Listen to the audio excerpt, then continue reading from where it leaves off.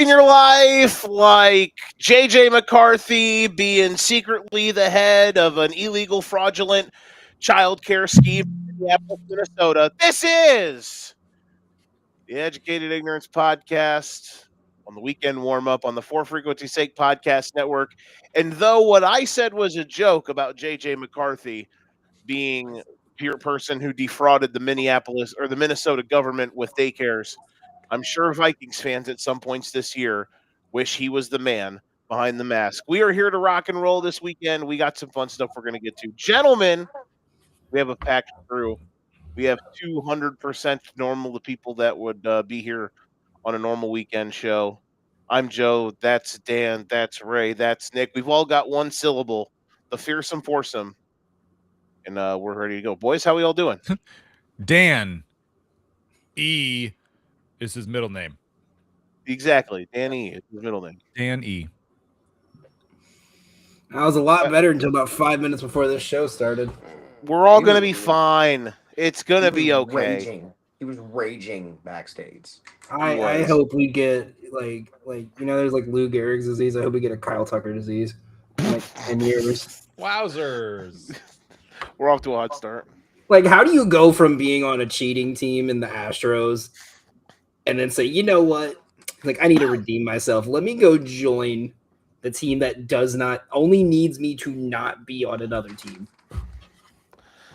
They're just going to be the Dodgers are in about 5 years. They're just going to be hoarding They're going to be hoarding. I hope to God all-stars on their bench, like Alabama used to hoard 5-stars. Like, I hope to God every game this year, the first pitch he sees is just right in his rib cage. Like, put an opener in, throw one in his rib cage, and then put the starter in.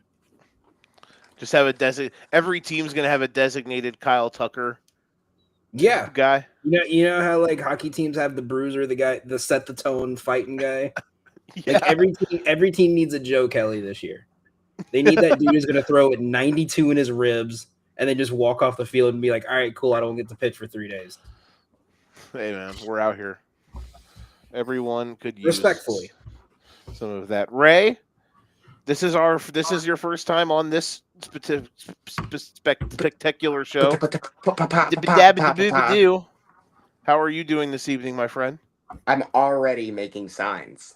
Yeah. There we go. He is the sign maker. I'm also keeping a list. Yeah? Because we're going to keep track of. It has to be backwards. Uh-huh. How many times Danny gets mad about Kyle Tucker? There we go. We're out. We are already at 1. There, that is true. We're gonna bring a baseball. Now, is it naturally getting mad? Because I feel like if you bait me into it, it shouldn't count.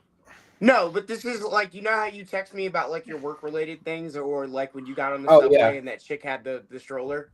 It'll be like that. Don't worry. I know when you're against my war against fat bitches. Wait, I have a sign. Hang on. What do you got against Nick Joe? There is a whole like subsection of my life for the last 3 months that only Ray knows. And it's resulted in us coming up with the idea of Ozempic Ninja Stars. Ozempic Ninja Stars? Oh, yeah, that you're out here asking for some like fast acting stuff. To be clear, I don't hate fat people. I hate fat bitches. There's a different people who are bitches. Okay. Kyle Tucker, is he a bitch? Kyle Tucker. Kyle Tucker. You know what? Solo cam meet. I'm kidding. No. So I have to ask Ray, did you write those notes backwards, or is your sweatshirt mirrored? The camera's backwards because I'm on my phone, so you know I you had can to flip like that, right? Basically all I'm doing is the light is strong enough that I can just flip it around and then it'll. Oh, and I'm also writing in. Okay, because I'm like that's a skill if you can write all those notes backwards, but that makes sense. Oh no! Right, you know you can flip the camera in the settings, right? No. Well, listen. If we told him that, part of the bit. Yeah, exactly. Let Ray have his bits, bro. We all have our bits. Everyone has bits, and now Ray has a bit. Ho ho ho ho ho! Ray's out here. Wait a minute. Ray's out here. Oh my God. I got him, baby. We here. Started from the Forward, backwards, side to side. We here. You know what? Screw this show. I'm tweaking out. I was trying to get right in the middle so that my face looked looked the same. Long. Started it just from the glitches bottom. and Nick's just compressed. Started from the bottom, and now Ray is right side up. And Ray is here. Exactly. Do I have it started from the bottom now? Ray looks like he isn't being like flipped. You know those videos you sometimes see like shorts and they're flipped backwards on like YouTube to not get hit with copyright. That was Ray before now. Yes. Okay. Shout out to the cat. All right. We got a lot of good things to get to today. We're going to talk, of course, division round. Ray's going to come in here and try to steamroll us. We all went moderately decent last week in our picks. It got better on Monday because we all got the Texans right. Nick laid it with the Texans, which worked big time. So I don't know. Did Alex Highsmith have a sack on Monday? If so, then I nailed that. But other than that, I don't know. So we're all around the 2, 4, 6, 8, 10, 12. We're all around like the 500 mark on our picks, which isn't too bad. With nets straight up and against the spread. And that means we all lost 500 on our picks. Yeah, exactly. We're gonna break down the week. We're gonna break down the weekend's games. We're gonna talk some college football natty as well, which is coming up on Monday. And we also have a fun little game that we're gonna play in a redraft. So we're gonna do that. But let's start, Danny. If you can see through the red. Let's start with the news. The news. Okay, first thing, Kyle Tucker was found on. I'm joking. So I went through. I found some stories. Joe, as you know, Ray, as you know, Nick, you probably know. Like, I get a lot of news from like all over the world. For example, like one thing me and Ray would joke about is there was a guy in the African Cup of Nations that he took 6 total shots this year in the tournament. All 6 of them were bicycle kicks, and he made 4 of them. He was the worst. And then there is also a player on that same team. He is the backup goalie. So, there's no trades in soccer. Everyone has a transfer value for when they buy your contracts. His transfer value is $30. It went down? It went down because he played that bad. So imagine being like, hey, I would like this guy to be on my team. Here is $30 and a bag of nuggets from Wendy's. Thank you. Bro, that's literally how much my Whataburger order or my order just cost. So I found some fun, interesting stories. I found some crazy ones, stuff we could just talk about for a couple minutes here to start. So we're gonna start in the Australian Open. This is like a new thing they've done that's really cool. They've come up with a tournament called the 1 Point Tournament. It is a pro-am tournament, 16 professionals, 16 amateurs. The professionals also include celebrities, former champions. They play each other. It bars that question you always hear people ask, can you get a point on a professional tennis player? And this year, the winner was an amateur. He won $1 million. He took down, in the final round, he took down the number 17 women's player. In his route there, he beat the number 4 men's player, Matthew Dellavedova, and the number 1 player in the world in this tournament, a 1 point challenge. So I guess I can ask you guys a question. Now that you see this, do you feel you could get a point off a professional ranked tennis player? I'll go first. Hell no. I am not just the number 1. I'm talking any like top 1,000, whatever. I am 32 years old and have a bad back. No. What is wrong with you?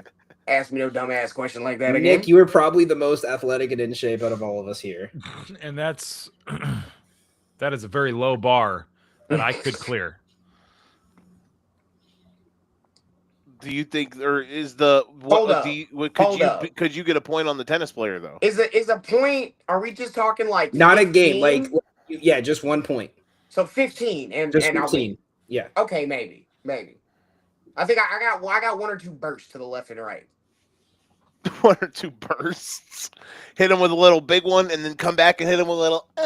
and just So, drop it in. look, once if I do like that slide bullshit that you see they do on clay and all that, I'm going all the way over there. You're just not stopping. No, it's like ice. Nick, what's your final call? Not a chance. So I'm gonna say I can, because I think y'all. I don't know if y'all remember. I played college tennis, so I've played a couple players that are currently on the tour from the U.S. One guy, I think he's already ranked 980 last I saw. He beat me 6-0, 6-0, but I got a couple points off him, so I'll take that.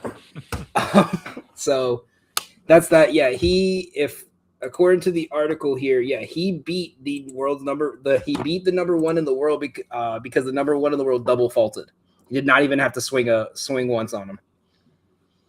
So just remember that. If you don't think you can, they could also fuck up instead.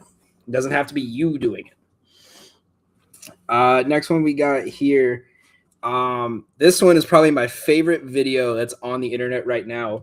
A Indonesian soccer player has been banned for life for a tackle he made in a game in the fourth division of Indonesian soccer. His team was down 4-0 25 minutes into the game.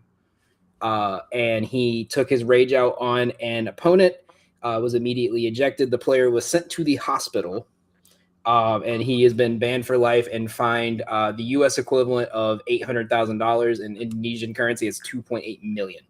I have the clip actually loaded up here, so for you guys as viewing pleasure.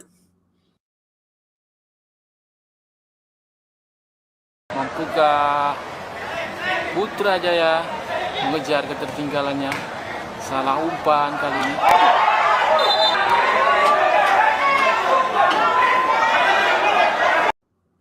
Was immediately given a red card and ejected. And the best part was I don't have a video on it, but there was a second player in Indonesian soccer for doing the exact same thing and kicked a guy in the head.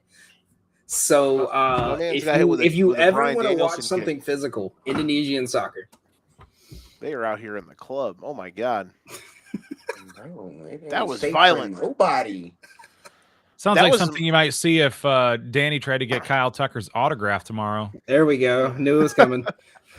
That was more physical than like a Big 12 football game in the 2010s. Matter of fact, do you know exactly? You know what that looked like down to a T? That looked like that time that Antonio Brown tried to hurdle the when he was kick returning, and he just kicked him. He's like, "Oh, I mistimed that jump kick." Last one we have here that's outside of the U.S. before we get to our final one, which is a very interesting one that happened in my county. It was a school that my high school used to play. Real Madrid, one of the best teams in Spain. Hold up. You are from the same state I am from, are you not? No, I'm from North Carolina. I was just born in Louisiana. Anyway, Real Madrid fired head coach Xavi Alonso after losing the Super Cup final against Barcelona. Now, could you imagine this in the NFL? Nick, Joe, imagine this. In the first 34 games of a coach's career, he only loses 6. Loses 1 exhibition game to a rival and gets fired for it. Damn. That is what happened with Xabi Alonso. Xabi Alonso was 24-4-6 in his first 34 games as a head coach, including finishing in second place last year and making it all the way to the quarterfinals of the Champions League. He was fired immediately after the game. In their first match under their new manager after firing him, they played the worst team in the bottom tier of La Liga, and they lost. So basically, you're saying they did what the Packers want to do to Matt LaFleur. So here, I'll put it this way. This would be like if the Chiefs fired Andy Reid after this year, and then the Chiefs played Purdue in football and lost. It's probably the best way I could put it. I mean, to be fair, I'm just saying, if the Saints lost an exhibition game to the Falcons, I might possibly consider firing Kellen Moore. That's just me. That's just right, but when you're already competing, yeah. But that's the difference though. Kellen Moore is not, 6 losses in 34 games. Yet. Nick, anything on this one? Right. No, I don't think so. Right. And this last one here, Joe, Nick, I figured you guys would like this because you both call high school football. High Point Central High School in High Point, North Carolina, has shut down their varsity football program for the next season. The administration has made this decision to suspend its varsity football program after finishing the season 0-10 and not scoring a single point the entire season. Oh my So God. in North Carolina rules, if you are down 5 touchdowns or more, the clock is running for the entire remainder of the game. If it's in the second half, they were outscored 523-0 this season. Their closest game being a 37-0 loss. Good I want to defense know that how day. close they got to the Reds, like how close they got to scoring. One of those. I tried to find video. I don't think they got inside the 30. Bro, I've seen some bad high school football teams, bro, and even they've scored accidentally. How would you even call a game if it's like halftime and your team's down 42-0? I mean, Bro, I'm over there. I've seen 99 bottles of beer on the Like wall. Joe, how do you 99 call bottles that of beer. as a broadcaster? it's just you just kind of do it, you know. Sometimes you see I that. do know when they finally score a touchdown or they get some points, it's like the greatest touchdown you've ever seen in your life if you're covering that team. Yeah, Like you they're down 42 and he takes it to the house. Shutout averted. Yeah. Yeah, And at the end, if it's like late in the game at the running clock and you're the team that has like the 52-0 lead or whatever, and all of a sudden it's like the third stringers in there going at it, you're like going crazy hoping they keep the shutout. yeah. Especially if like in the last minute it's running clock and they're in the red zone. You turn into like you have you bet like $4,000 on the under team total. So,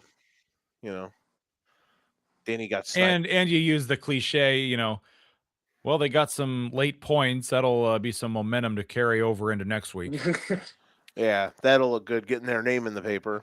Yep. So It's always good to get the shutout. Get rid of that goose egg. Exactly. Did Kyle Tucker show up to Danny's house? Someone did. Maybe it was Magic Johnson. Magic Johnson just had wet work team take Danny out, and he's gonna be like, then he's gonna like put up some like random generated tweet about it. Joe, I'm not even gonna lie. I thought that was going somewhere completely different. Oh, I was real worried for you, bro. That type of wet work.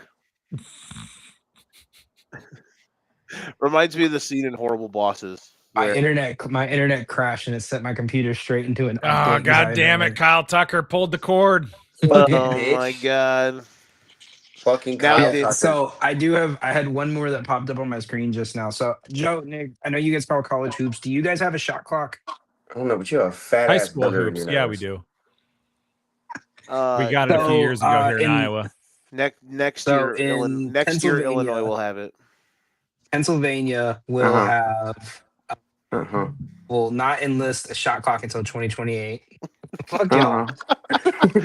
Are we all about to blame? Joe, I hope Caleb Williams tears both ACLs. That's this week. just mean. Yeah. I'm on go. 'Cause I know you don't care about the Cubs as much. Why So- she's a bitch. All right, cool. Enjoy the playing. Damn. I got my 3 so- rings. I'm good. So, a high school basketball game in Pennsylvania yesterday, without the shot clock. Nick, I'm gonna block you. Nick looks like when Nick's All right, there that we go. close. No, come back. When Nick looks that close, or when Nick's that close. Have you learned your lesson, Nick? Have you learned Hold on, come back. to control this? I was I just wanted seeing to if I come had back. pink eye. Yeah. Nick So- looks like when you look through the peephole at like in a hotel room. You know? And it's Magic Johnson. Yeah. Next to Kyle Tucker. So, all right. So, to complete what I was saying, a high school basketball game in Pennsylvania this week finished with a final score of 9-7. Oh God, dude. Basketball? Yep, because they don't in Pennsylvania, the shot clock is not being allowed in until 2028. So they still play under rules of no shot clock. That's sick, bro. Like, so there's teams. So okay, Illinois doesn't have a shot clock yet, except for like in season like tournaments and stuff. and certain special events. Next year, every team in the states are required to have a shot clock, but we still play normal basketball. I cannot anytime I see those videos where it's like they're just literally holding the ball like the entire game. The only time you'll see teams hold the ball in like here in Illinois is if they're trying to drain some clock in the fourth quarter. You know, like that's really the only I'm time. back on my computer. No, it's the fisheye. Now you're backwards, I think. No, I turned off mirror. Mm. Cause see, this is what it's normally like. I just didn't want you to see my MLB The Show playing. I'm beating Kyle Tucker with pitches right now. So yeah, that's you never see like teams just holding the ball for the entire game. I feel like that's disgusting. Nick, what do we got? Uh-oh. What is Nick doing? It said Nick's adding something to the scene.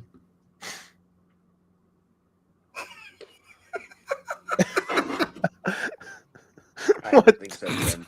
Is that it? That's why you were quiet this whole time? I was putting that together. I don't Just for think you. so, Tim. That's the vibe I'm getting with the beard. Yeah. I don't think so, Tim.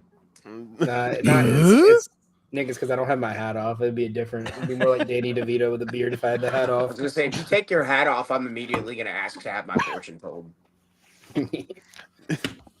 Y'all are the worst. All right. Moving on. I have one bit of news. In practice this week for the Memphis Grizzlies, John Morant and teammates looked like they wanted to have a shootout, if you know what I'm talking about.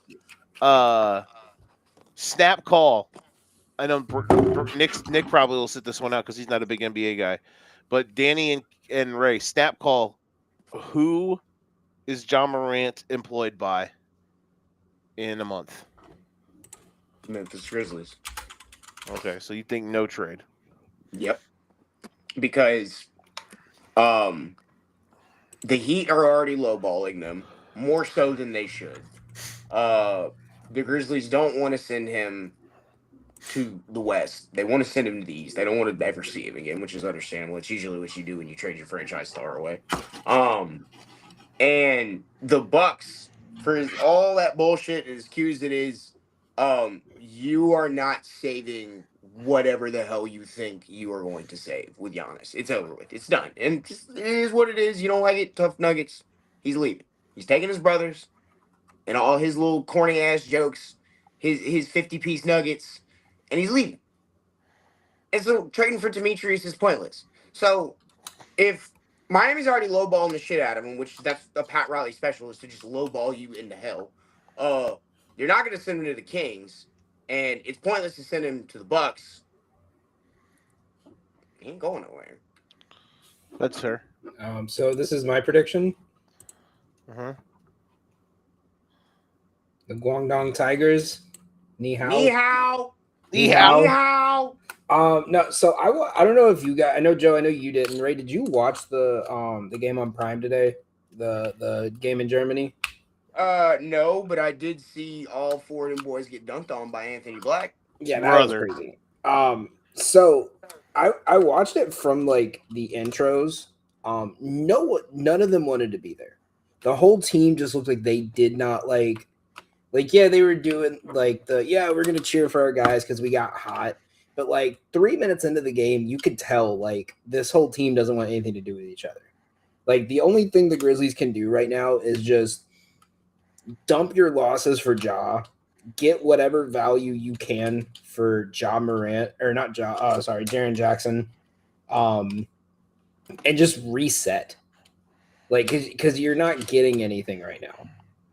Like when they play in international games, they always go to they always have players come out and kind of say why they're happy to be here, all that.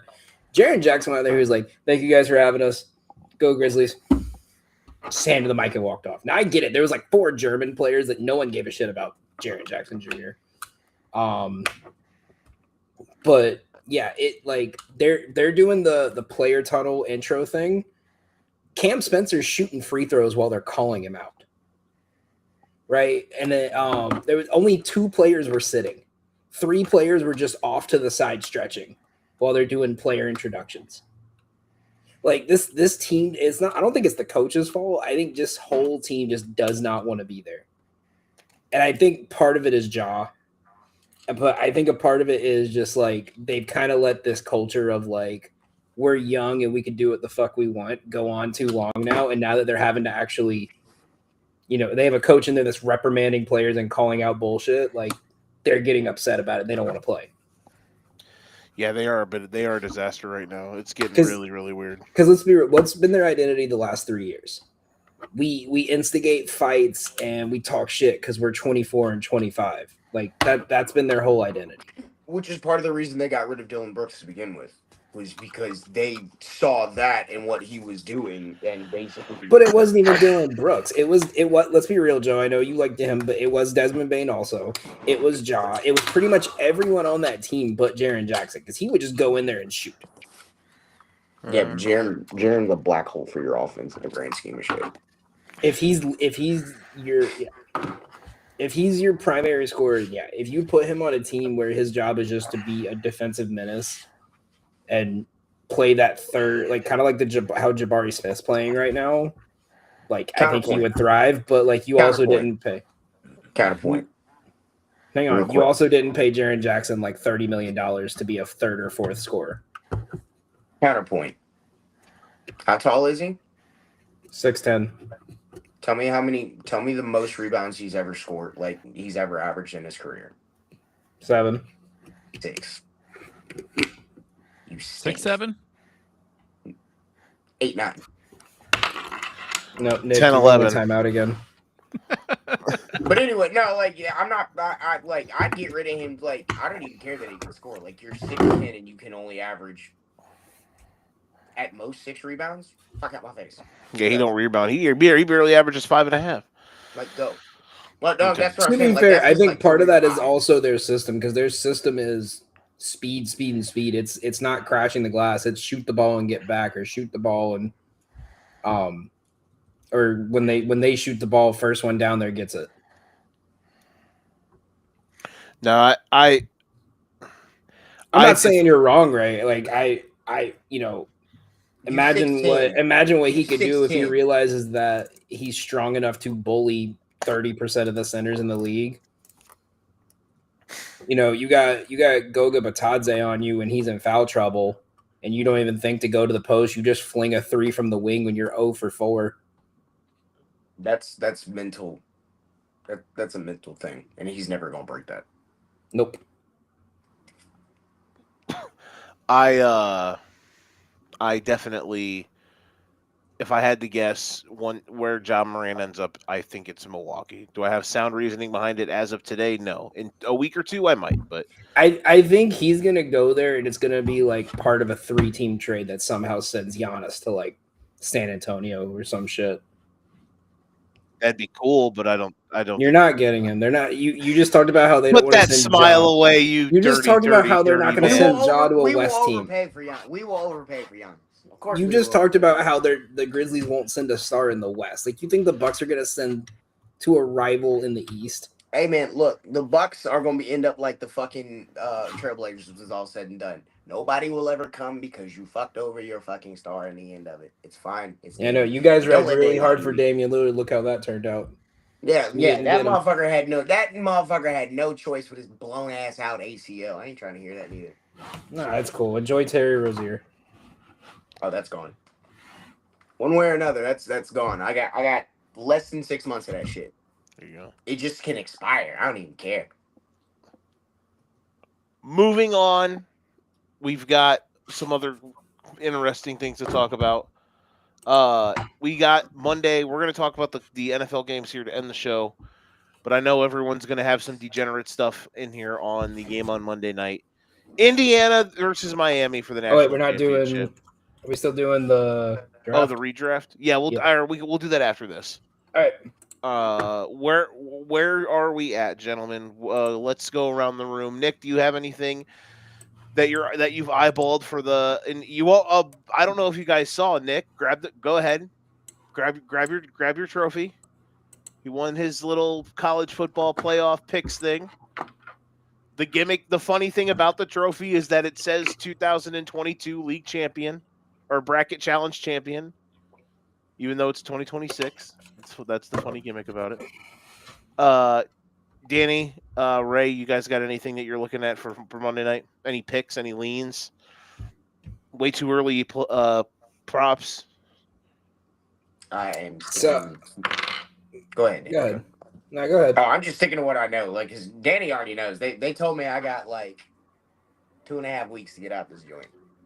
Yeah. So Ray's I'm just, like, Ray is casually not not, allowed like- to gamble.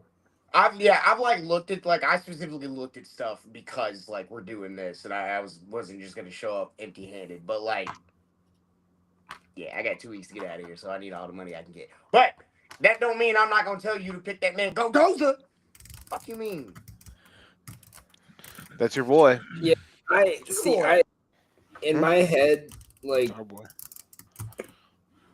so running off Betalytics model, it has the over as a major play for this one, which it's hard for me to want to take the over with as good as both defenses are. But this is also, let's be real, this is also Indiana. Indiana could flip a switch and score 50 without trying, right? I think it just depends on how much you. So to score. I'm trying to find a way to justify taking Miami here, but I just can't. But that's the thing, is it makes it hard for me because every time anyone's been against Miami, they've played well. But this Indiana team is just a whole different breed. I'm very intrigued to see their defense matching up with the Miami offense. This gives me the vibe of like when TCU played Georgia, where it's like this team that not because of like how they play comparatively, but just this team that a lot of people didn't really think deserved it or belonged or whatever, made it in, and they beat teams they need to beat that no one thought they were going to beat. Now they got Georgia, and then they just get the shit kicked out of them. Like this just gives the vibe like a lot of people are going to be trusting Miami to keep this close, and then we're going to go into halftime and Indiana's up 28-7. I don't think the TCU Georgia thing, it was just like, there was just such a talent disparity. I'm interested to see how Indiana handles the line of scrimmage. I think Miami has an advantage there. However, I feel like Indiana has the advantage almost everywhere else. So I'm intrigued. Outside, even like Malachi Tony is probably the best overall player in this game. Him or one of the ends for Miami. But also like the dude that's going to be covering Tony the most of the game, that Pons, he's an NFL player. So this for Indiana, they have they'll have less draft prospects, but they are still really good. I think Indiana's going to win. Do I think that's a possibly lofty number to cover? But I'm excited. I also have over 1.5 times they show Michael Irvin acting like a fool on the sideline. Hey man, shout out to cocaine. Okay, so do you get like a bonus if both of those times he doesn't have a belt on? Like, no, I feel it says in fine print like must be pretending to spank something with a belt. Okay. I also on Kalshi, I bet on how much cocaine will be in his system. I bet over 8.8 grams. That sounds like a lot of cocaine. I mean, this guy played on the 2001 Miami team. You think he's not absolutely Case in point. Have you seen Michael Irvin this playoff run? Have you seen his nostrils? He took that for breakfast. I just love when the last game or the Ohio State game. He's talking to the. He's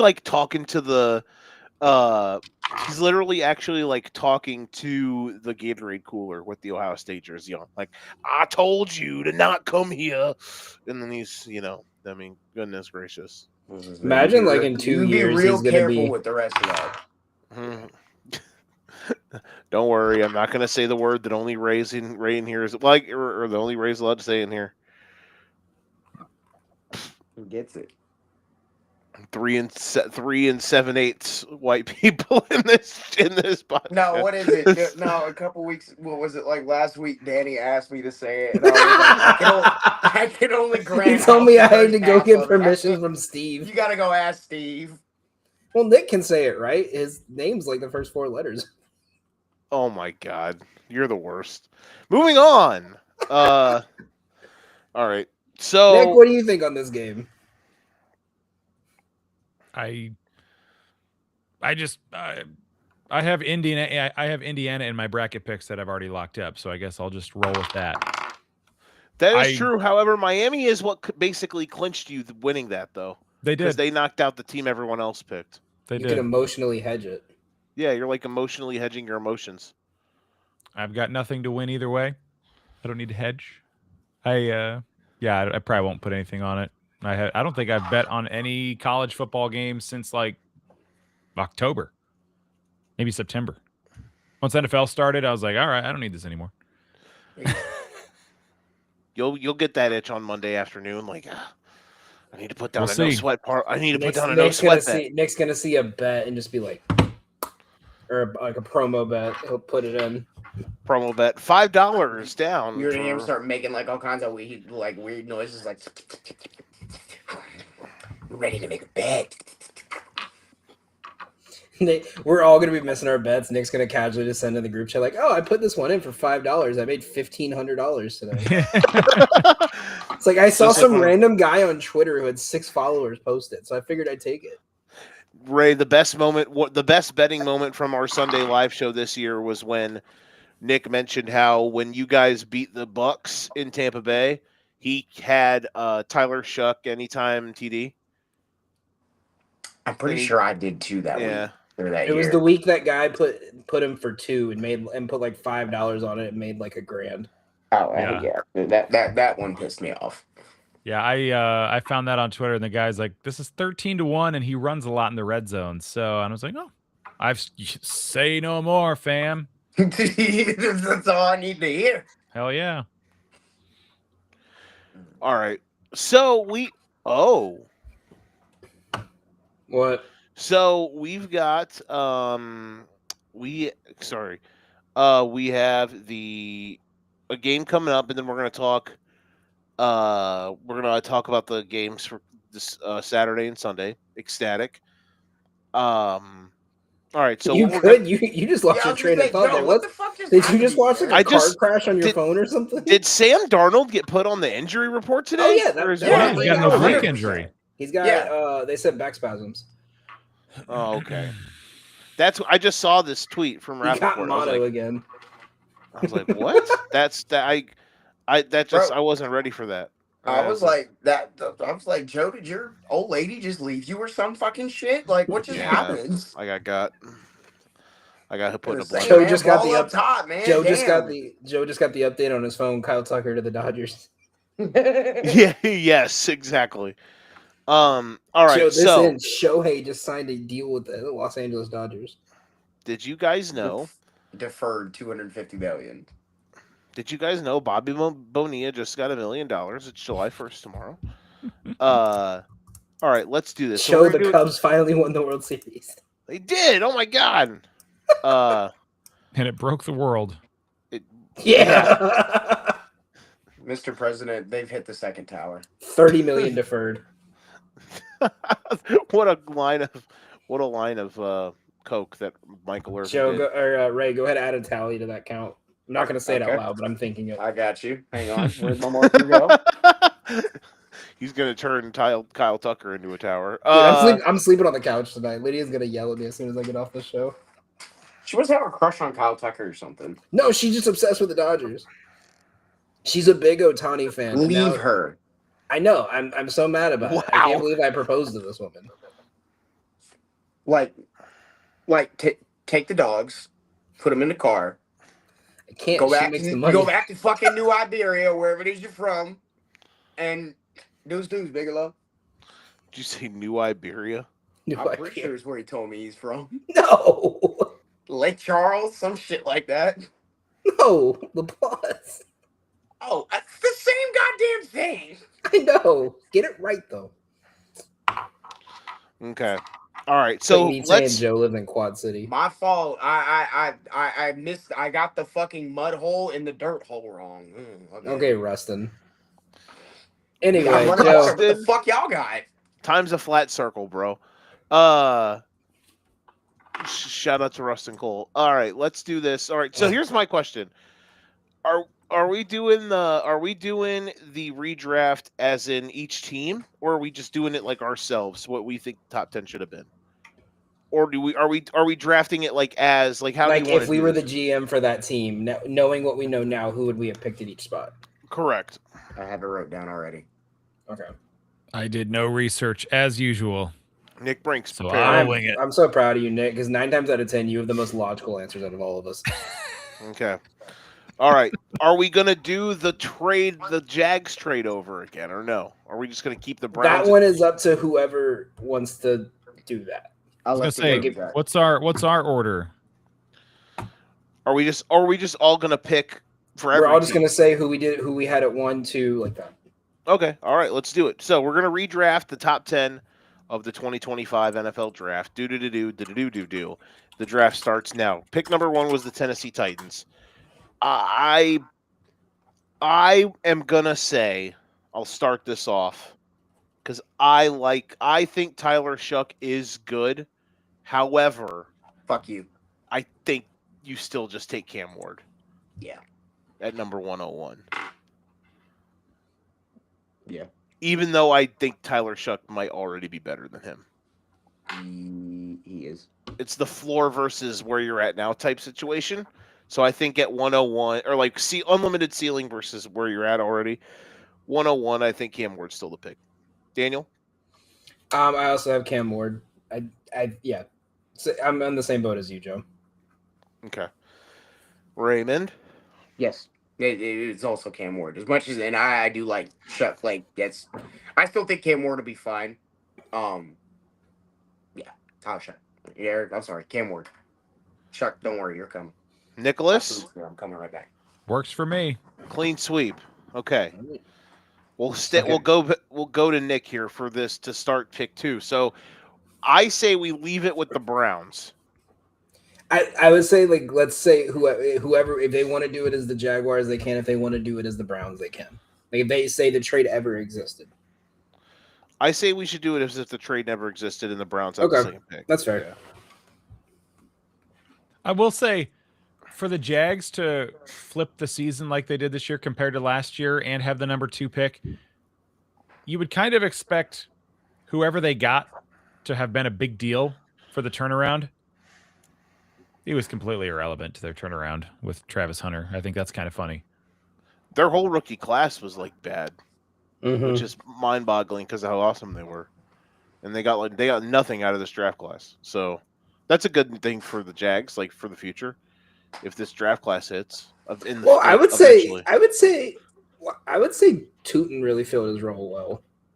That's true. Tootin's good. I would He's a say good leave it player. to the Jaguars to scare Travis Etienne with a good backup running back, trade that backup running back, and then get another really good backup running back. Mhm. Oops.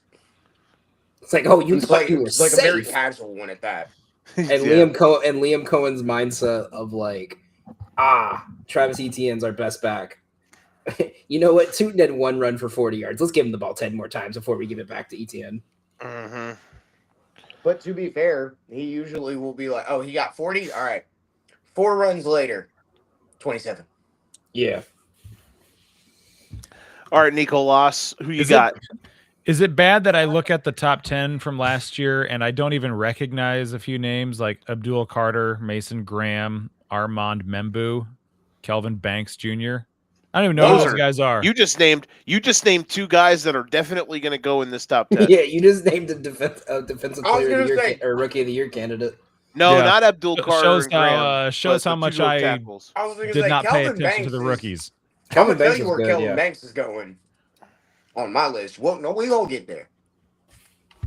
God, I have no clue. This is a terrible exercise for me to do. Especially free balling it. Yeah. Give me I don't know. Abdul Carter at number 3. He seems like he was probably okay. I'll just take him at 2. You mean 2? Yeah. If he was okay at 3, I'll take him at 2. Because I know I won't take Travis Hunter. I saw enough there. All right. Ray. I actually have Teddy Rolla in this spot Really? instead of. That's bold.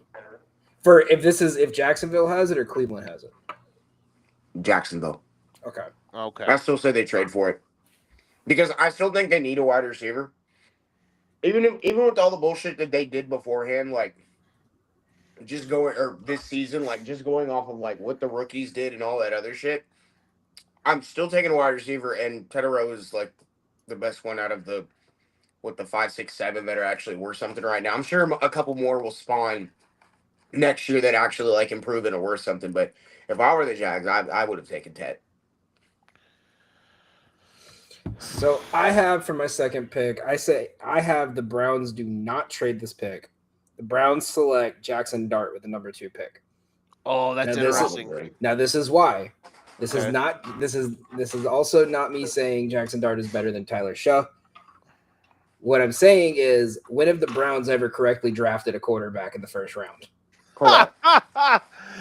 That's mean. That's rude. That's fair. And it also, because I can see Mel Kiper getting more mad at seeing Jackson Dart, not just at the 20th spot, but the second pick, getting mad about him being taken over Shador and the crash out that would have ensued.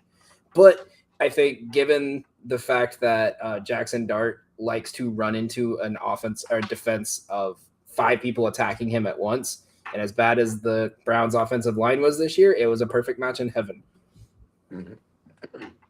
I am going to take Tyler Shuck.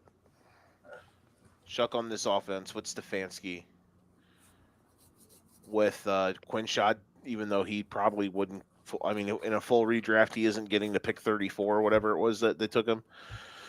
I'm keeping it with the Browns. 40. I'm keeping it with Tyler Shuck. So, 40. He went 40. 40, sorry. Pick 3. Raymond, it is the Giants. This is actually, I still have them taking Dart. So you have them taking Dart. That's a fucking lie. No, that's a lie. I'm stupid. This is the one who takes Shuck. Sorry. I don't know why I do that. These are the ones who take Tyler Shuck. I would say him with a couple games with Russell Wilson as backup would have looked really great too. Or J-Mo's back or like working with him. Mm-hmm. And I just think like he fits the same type of like style of what like Dart does, but he's not as much of a jackass running the ball, if that makes any sense. Like he'll protect himself. He's not reckless, yeah. Yeah, Jackson Dart he's not Wile E. Coyote. I have them getting Abdul Carter still. And again, I'm also thinking in the mind of how these GMs have worked. Mm-hmm. And if they know 20th pick, they could probably have still gotten Shuck, then they probably would have done that and still would have gotten Abdul Carter. Because as much as everyone had him as the best defensive player going into the draft, he's still he's still, I think Abdul Carter was still the right pick there at 3. As our good buddy Don wanted to say, Tyler Shaw is 2 years away from being a guy who does the Carfax commercials. Hey, listen, man. I don't listen to anything Don has to say about quarterbacks after he was wrong as hell about Mendoza. I don't want to hear nothing about him. No, they're still frauds, bro. They lost their first playoff game. It's okay, Don. Nick, you're up at the Giants. That's you. No, Nick didn't take a Giants guy. You didn't either. Yeah, because I just went and said Carter. I know I didn't. I wanted Nick to go first.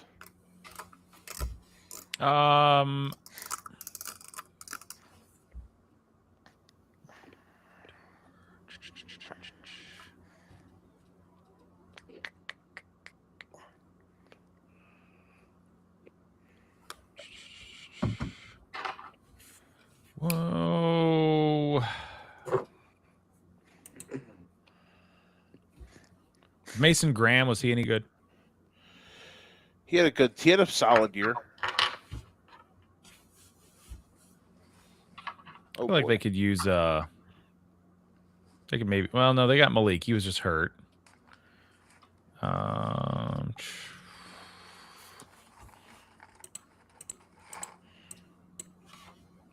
Yeah, it's a good question. Oh boy. This is just a terrible fucking exercise for me. I'm terrible at drafting. I have no fucking clue what I'm doing. I'll go. I don't want to do this. The I don't honesty want- is what we appreciate. I don't want to do this, but I'm just going to do it.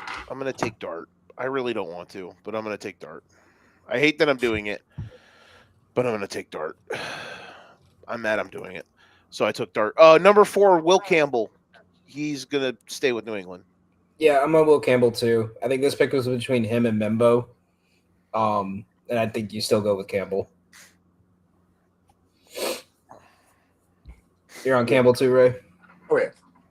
Nick, we made this really easy for you. I'm always for like top, like if you're like in like the 4 through 7 area and you take an offensive lineman, I'm fucking with it. So who'd you say? Will We Campbell. had the Patriots keeping Campbell, the guy they took at left tackle at 4. Sounds good to me. Pick 5. Who the hell had pick 5? Oh, Jacksonville. this would be so this would be. I still have this being the Jags, and this is where I will have them taking here Tetaroa. So that's just me. Yeah, I have Tet. If you look at this wide receiver core and how Tet did, like that could have really boosted them long term. What about you, Ray? You have them. Hey, my T-shirt is beautiful. You have them switching with the Browns here. So if you have the Browns in this spot, Eggy Buki. oh, okay. Because they Two still need a wide receivers on receiver. top of- Like all their wide receivers, in my opinion, are like C-list or better, and I like God, what is his name? Cedric. Tillman. Yeah, I like Cedric Tillman. But what's his face has been miserable the entire time he's been there. Jerry Netanyahu. Yeah, exactly. Thank you. What a name. He's been miserable since they got there. If we keep this kind of the way it's like, we're just doing like the top whatever. Like eventually they get Shador and then so on and so forth. But I think Egbuka and Shador mixed together, on top of the fact that they probably still get Judkins, like that'd be fun. And then you have Njoku at the tight end spot. Like that's a good offense. Fannin. Thank you, Fannin. Nick. It's a demon. Loveland. That'd be sick. Wow. Yeah. Can I kick off 6, Joe? I'm the only one who hasn't. You skipped Go me for it. because you hate me. You're 6. I have the Raiders getting Amon Membo. I think if we saw one thing this year, they need a goddamn offensive line. Maybe a few extra defensive backs to intercept some passes too. Well, that's the Jets, not the Raiders. Oh, This I'm is- looking at the next 7. one. 7. Sorry, yeah. Yeah, I'm going to take Membo at 7 or at 6. This is where I would have taken Kelvin Banks instead, but understandable. Go ahead. Like just So- like he said, their line is absolute fucking. Like we could block better, the 4 of us, and Don, who's not even here. I will then go at 7. I will go Kelvin Banks. So it's like you're For the banging Jets? them out. Yes. I got a bold one. Maybe not bold, but I don't think it was going to have one near what I have. What do you got? Carson Schwezinger. Yes. Yes. Hell of a year. I was like, listen. If you're not going to have good cornerbacks, at least get you a guy who's going to get 150 plus tackles a year. Yes. Is this where Travis Hunter goes? No, this is 7. Yeah. No. Ooh, are you taking Travis Hunter at 7? No, I took Kelvin Banks, but like you could take him here, considering their defensive backs had Let me double check again. Since their team had no interceptions. You're right. And Travis Hunter had what, 1?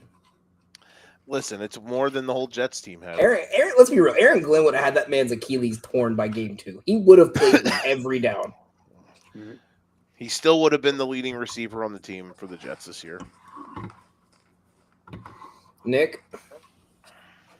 Jets need a quarterback. Give me Shuck. Hell yeah, Shucky Ducky. Number 8, the Carolina Panthers. This is where I'm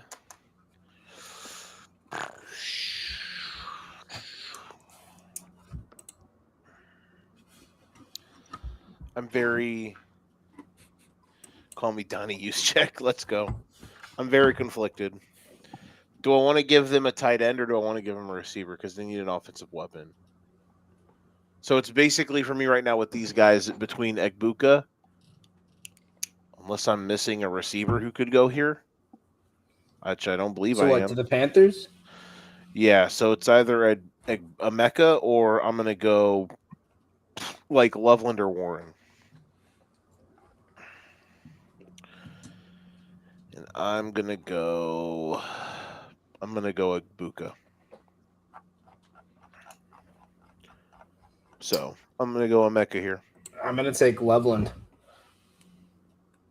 I think if anything, as much as your tight ends are like, I don't want to say solid, but like slightly below solid for Carolina, someone like Loveland or Warren would have put you over the edge. If you couldn't get Tet, because let's be real, the Xavier Legette is going to be a third stringer on an XFL team in like 2 years.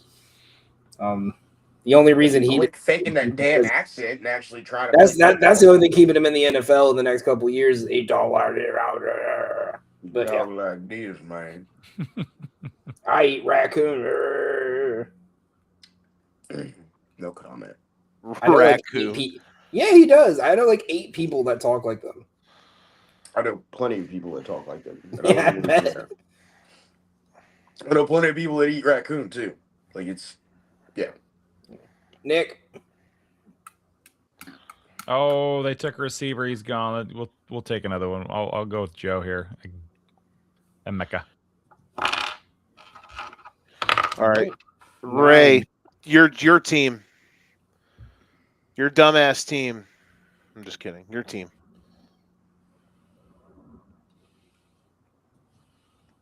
Okay, Joe. Okay, Joe. I'm kidding. Mm-hmm. You know, I really sat and thought about this because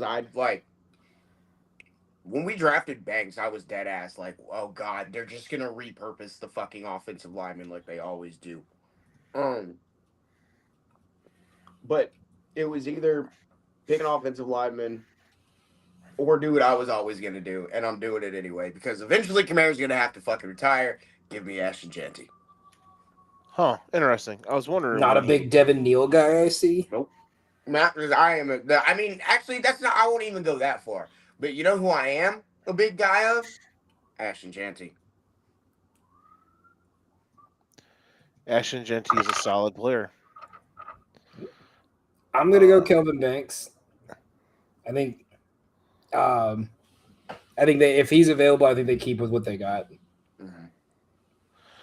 I'm gonna go Tyler Booker. They just going O-line. Like I'm gonna stick to O-line. And I thought Booker had a good rookie year for the Cowboys. So played both guard and tackle. It's a nice fit. Nick, did you have anything or did you have one here? I'll stick with Banks. Okay. Number 10, the Bears. There's a couple so They're gonna draft Joe Winkle. They are. I do feel like if this player would have gotten to them in real life, I think they would have taken him. And I definitely know right now that this player wishes he ended up on Chicago, and that's Ashton Jeanty. However, I don't think I'm going to take him here because if I'm actually just taking the best players and what they actually really need. Now, like Loveland, I technically haven't had Loveland come off, and Loveland's been awesome. Shit. Or Warren. Damn. I probably should have one of those two go here. Because I was thinking I was thinking James Pierce. He had 10.5 sacks this year on the Falcons. Loveland or Warren here are both awesome picks, as well as Genty for the Bears. I'm just gonna have it be Loveland. And that isn't even me saying that, Loveland. I think him or Warren being one better than the other, even though some people don't like it. Colston Loveland does have more yards in a playoff game than Travis Kelce ever did. Oh, shut up. But fucking Christ. Shut the fuck up, I Joe. tell DJ one step and he Joe, loses his mind. Joe, make sure you put some Vaseline on your throat when you suck their dicks, okay? It's literally a true stat. Kelsey never got that many yards in a playoff game. He had like 134. Loveland had 137. I just saw the stat. Wow. I thought it was an interesting stat. Nick, do you think I sent it to Kelsey DJ and he cares got more mad about at me. Receiving yards or championships? Huh? So you think Kelsey cares more about not having more receiving yards than Loveland or having more God. championships? Probably championships. Okay. That was my thought too. Where am I? I just wanted your opinion on it. Okay. I do have some stats on Joe. His Joe bitch has has tweeted more or money than texted. all of us. That's what I would care about. Yeah. My favorite time of the year is when the Packers lose because Joe sends out like 30 Facebook posts about the Packers. My favorite thing on Twitter this week has been seeing people tweet out stuff like, "Oh, if this would have happened," or like a lot of the nerds this week have posted the like third to last play where Love threw the ball into like quadruple coverage and it missed Love and Christian Watson didn't catch it. And everyone's been tweeting like, "Oh my God, they almost had their Terrell Owens, Steve Young moment." And I just love when that shit happens because it's the Packers. So the Packers are the Green Bay Packers are the SEC of the NFL. They're the king of the hypothetical wins. So I've just loved. I mean, you guys beat a backup quarterback in Jordan. Love. Exactly. So if Malik Willis was playing, really, you guys wouldn't have won that.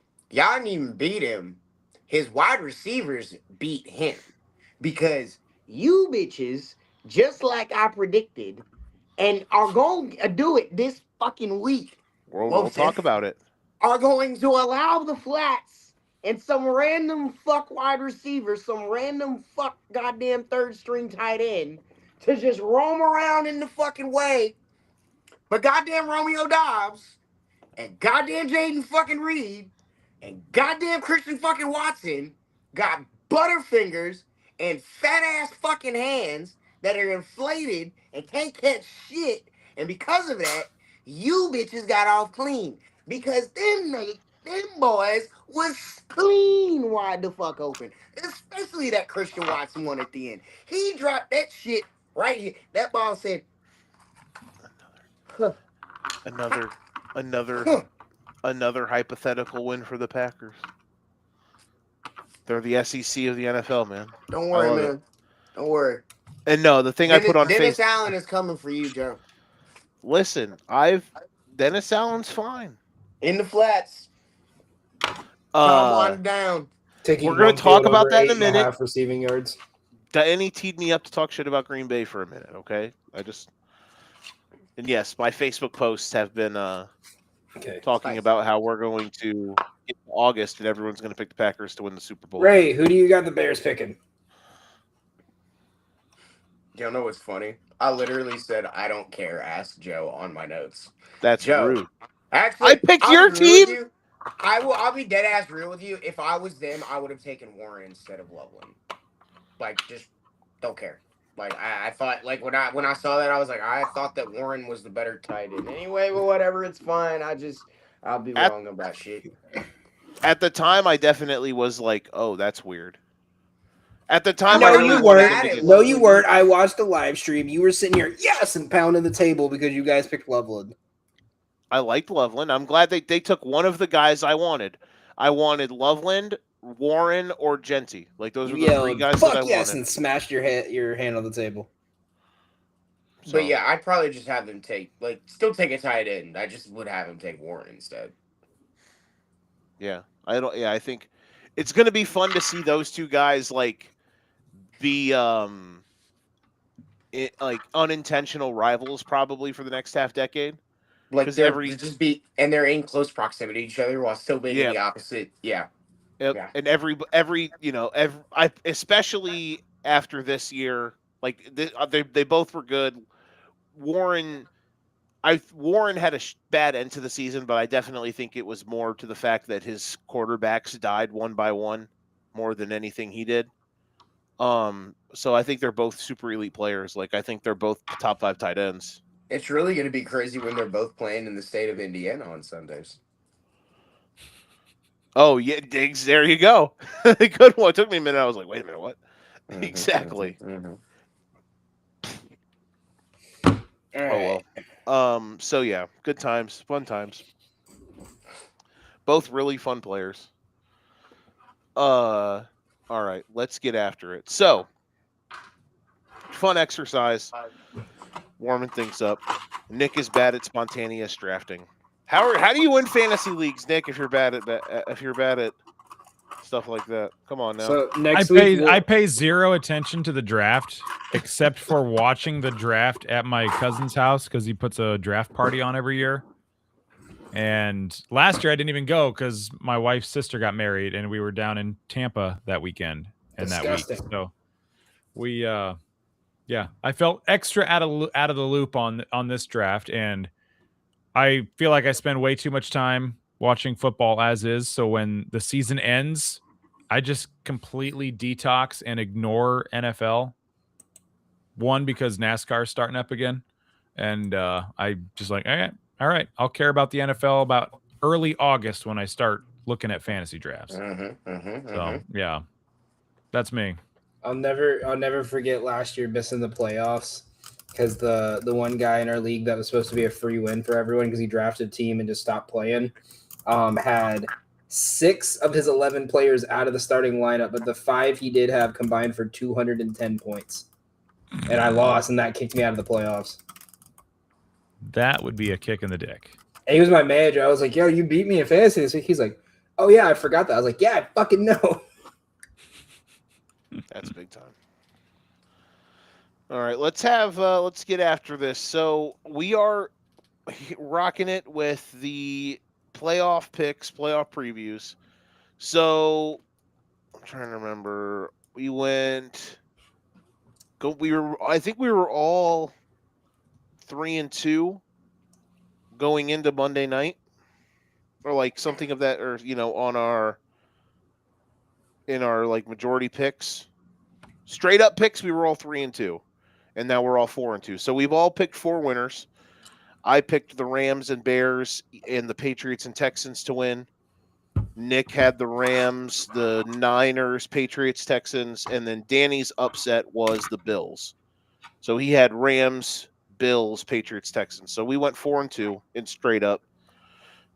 We did not do great in our ATSs, but hey, we all had a great time. What did we do on the other ones? Like 2 and 4? We all lost the Rams one. I won the green. I did not lose that Rams one. I know I didn't. How many catches did Watson have in the Packers game? Did he have 4 or no? He didn't, I don't think right? he did. So I won. I was the only one to win that one because I had Bears money line. Justin Herbert deserves to go to jail. That's all I got to say on that game. Danny. Well, yeah. Well, you won your ATS on that game. Yeah, I know. You had New England money line in May over 200. Yeah, I know, but We I'm also still had fucking Herbo pissed over about. 200. Yeah, that's the point. I had a fucking $5 to $100 parlay, and it lost because Justin Herbert didn't get a single passing yard in the second half until 2 minutes. He also had Josh Allen over 38.5 rushing yards. Oh, don't. Yeah, no. You know what?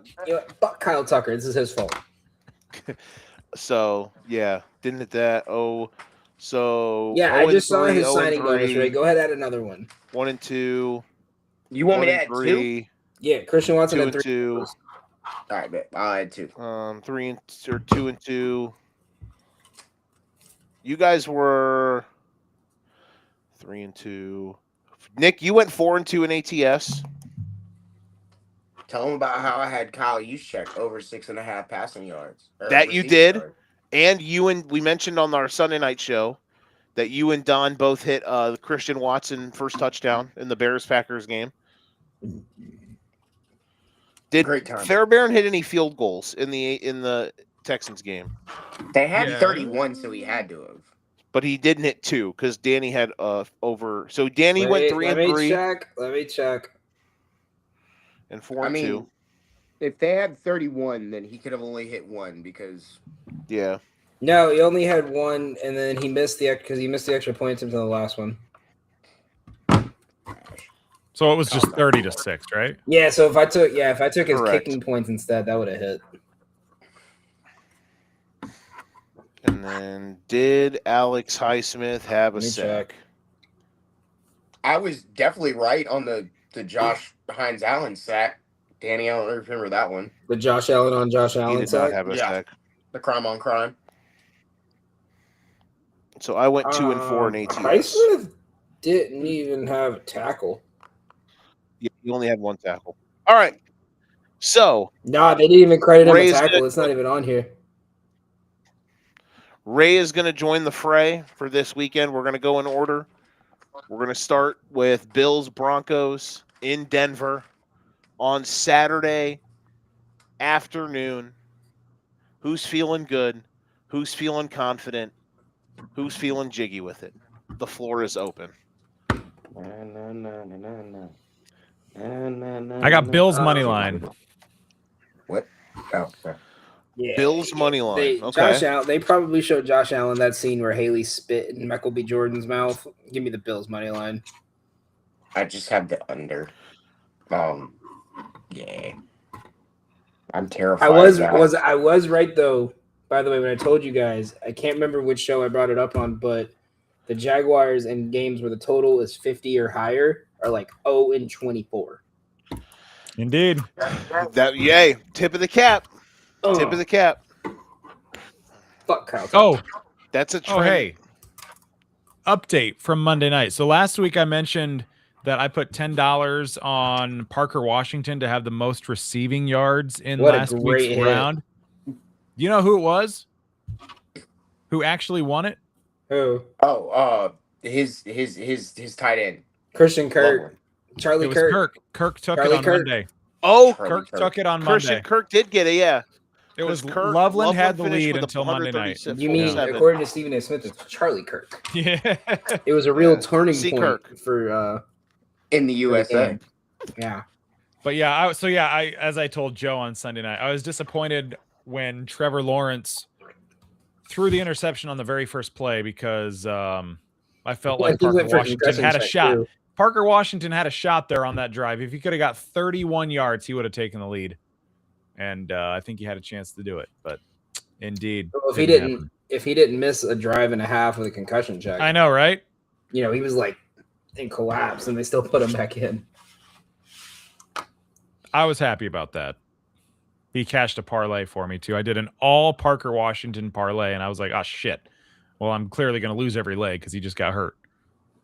No, he saved me. Comes in back fantasy. and wins it all for me. There we go. So are you guys both going to go Bills money line as your ATS pick here? Or are you guys going to give me something different? I suppose I could find something. Oh, I guess we're You don't have to. You don't have to. You can all Can you right take? because Am I allowed an alternate I'm- spread no. if it's in a Shit. parlay? No. Joe, Mister Oh, yes, you Joe, did one Mister with- 8-leg teaser, $100 pick. I was First, kidding. First half team total under. No, I was gonna Yeah, bro. say Sometimes you I was gotta gonna say let it rip. Buffalo plus 3.5 Josh Allen touchdown. Oh, yeah, that's a good one. You did that. You basically did that with your Patriots Yeah. pick. So Bills plus 3.5, and then Josh Allen Yeah. touchdown. That's kind of. I mean, I have the Bills winning straight up as well. We'll talk about why. let me see if that little girl took the Bills. Y'all know what I'm talking about, I right? actually. Oh no! I do know who you're talking about. I haven't seen the second round actually, so I can't tell you. Nope, she took the Bills. We have. Y'all know what we're talking about, right? Yeah, I know exactly what you're talking about. Yeah, it's the little Yeah, girl who picked yeah, the helmet. Oh, I did see it. Oh, for She had the Steelers on Monday night too, right? She went She went over 0-6. She put her things Yeah. in today, and someone commented plus 900 parlays. Let's lock in, fellas. Let's go. Hey, you know what? So, if you I'm go gonna- 0-10 betting again, betting playoff games, that is one hell of an anti-streak. She picked the Like Bears, shit. Joe. She did. Joe, what did I tell you? Blind squirrel's got to find a nut every once in a while, right? Not Dennis Allen. Now, oh god, everything that you have to say is about Dennis Allen. Yeah. Brother, God. I have I am from Illinois. I'm like an hour and a half away from where Chicago is, okay? I get have it. You no don't like problem him. with the Chicago Bears. I don't care that You Caleb don't like Williams Dennis paints his Allen. fingernails. I don't care that DeAndre Swift is a fucking terrorist.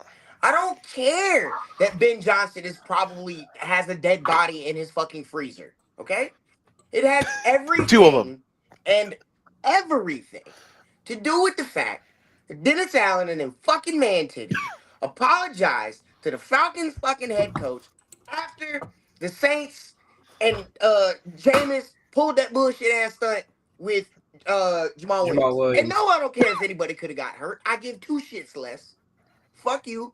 Fuck the Falcons. If that was Sean Payton, he would have popped a perk 30 and said, fuck you, bitch. Play better defense. Then they won't get in the end zone. How about that? Fuck Dennis Allen. Fuck Dennis Allen. And fuck Dennis Allen. He's a gentleman. Nick, Bills, Dennis Bills Allen's a Broncos. gentleman. What do you got? Me? Yeah.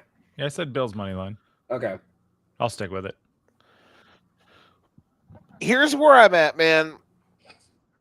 I really think the Bills-Jags game was the winner of that game was going to win the AFC, and I got to stick with it. I feel like it's there. This is the red carpet's rolled out. I just feel like they match up better with everybody else in the conference.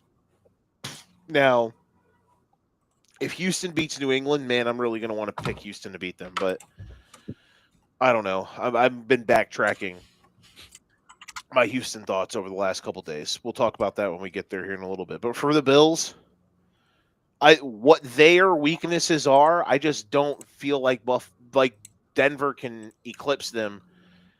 And I don't care, man. Call me a square, but you can't physically tell me to pick Bo Nix to beat Josh Allen in a playoff game. I'm just until the Broncos win a game like this that matters.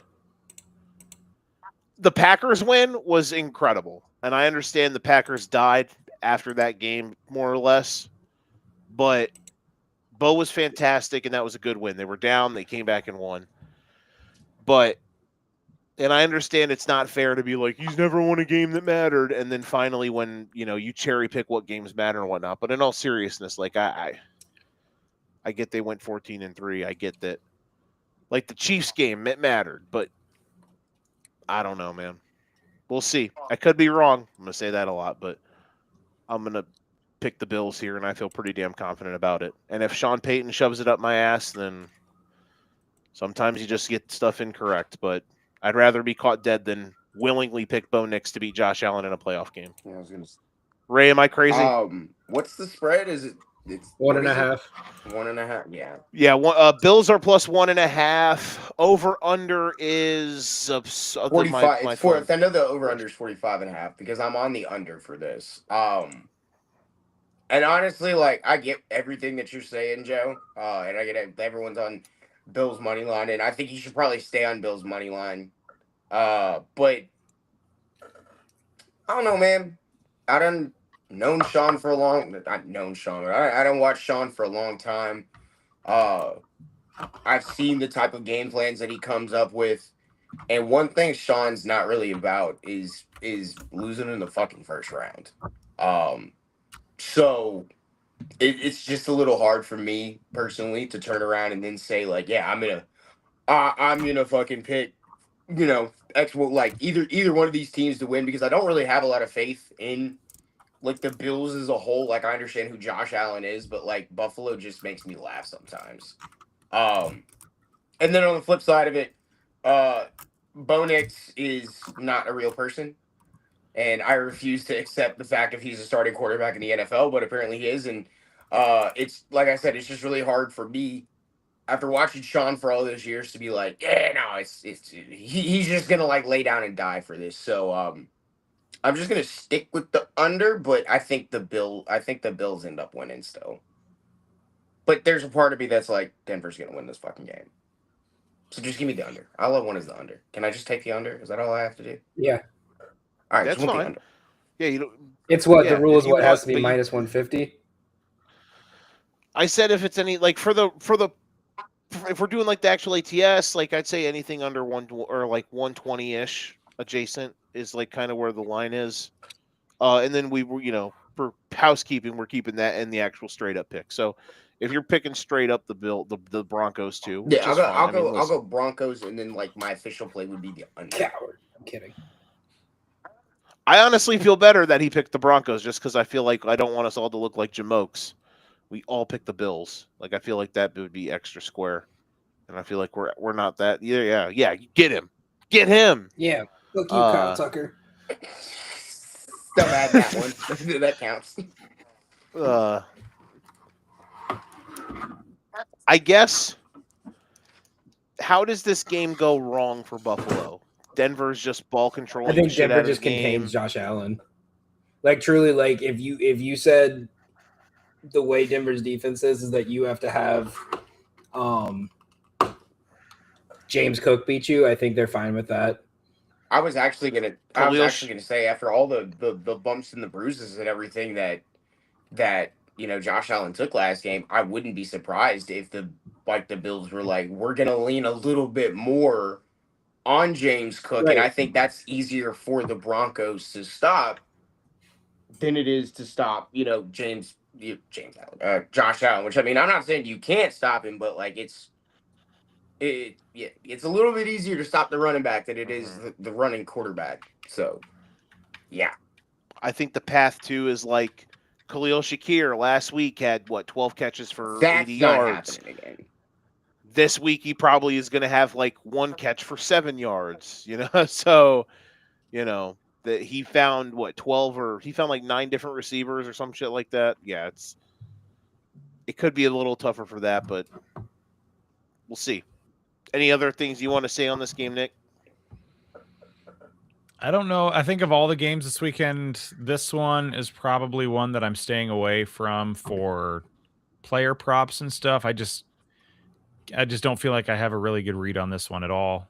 Like Bears Rams, I feel a lot better sprinkling some player props. Texans game, I probably am a little hesitant too with really Denver's defense and Houston's defense. They just kind of scare me overall in the game. But yeah, I'm thinking it's do or die time for Buffalo. Broncos are beatable. They got to go get it done. All right, moving onwards to the game on Saturday night. God, give me some of that NFC West. Oh, hold on. Wait a minute. Oh, I didn't even hit him. I was like, Oh, Stanford's you're protecting him. Yeah, there we go. That was way too loud. I'm gonna get yelled at in a minute.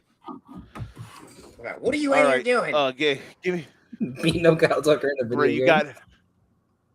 Ray, you got any of that NFC West? I'm an NFC West fiend. Seahawks, Niners, Saturday night. Brock Lobster versus Sammy the Hammy. I really like this game. I'm super excited for this game. I like the 49ers to cover the +7.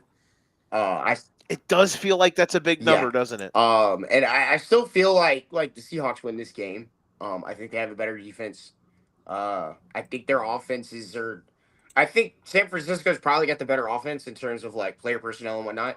But I think that the continuity of what the Seahawks have going on can keep that's enough that their offense isn't that far below what San Francisco has going on.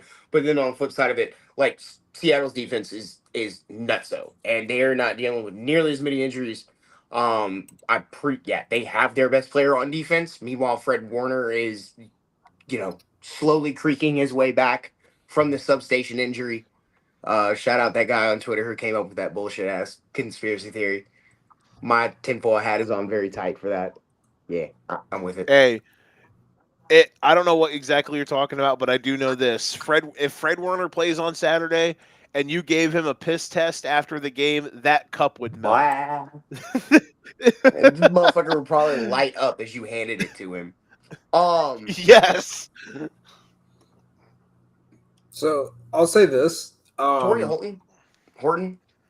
Troy Horton? Torrey Horton, yeah, for the Seahawks, like third receiver. Touchdown. Ooh. Touchdown. Wouldn't that's juicy. Because the other thing is, too, I'm pretty sure he's their punt returner.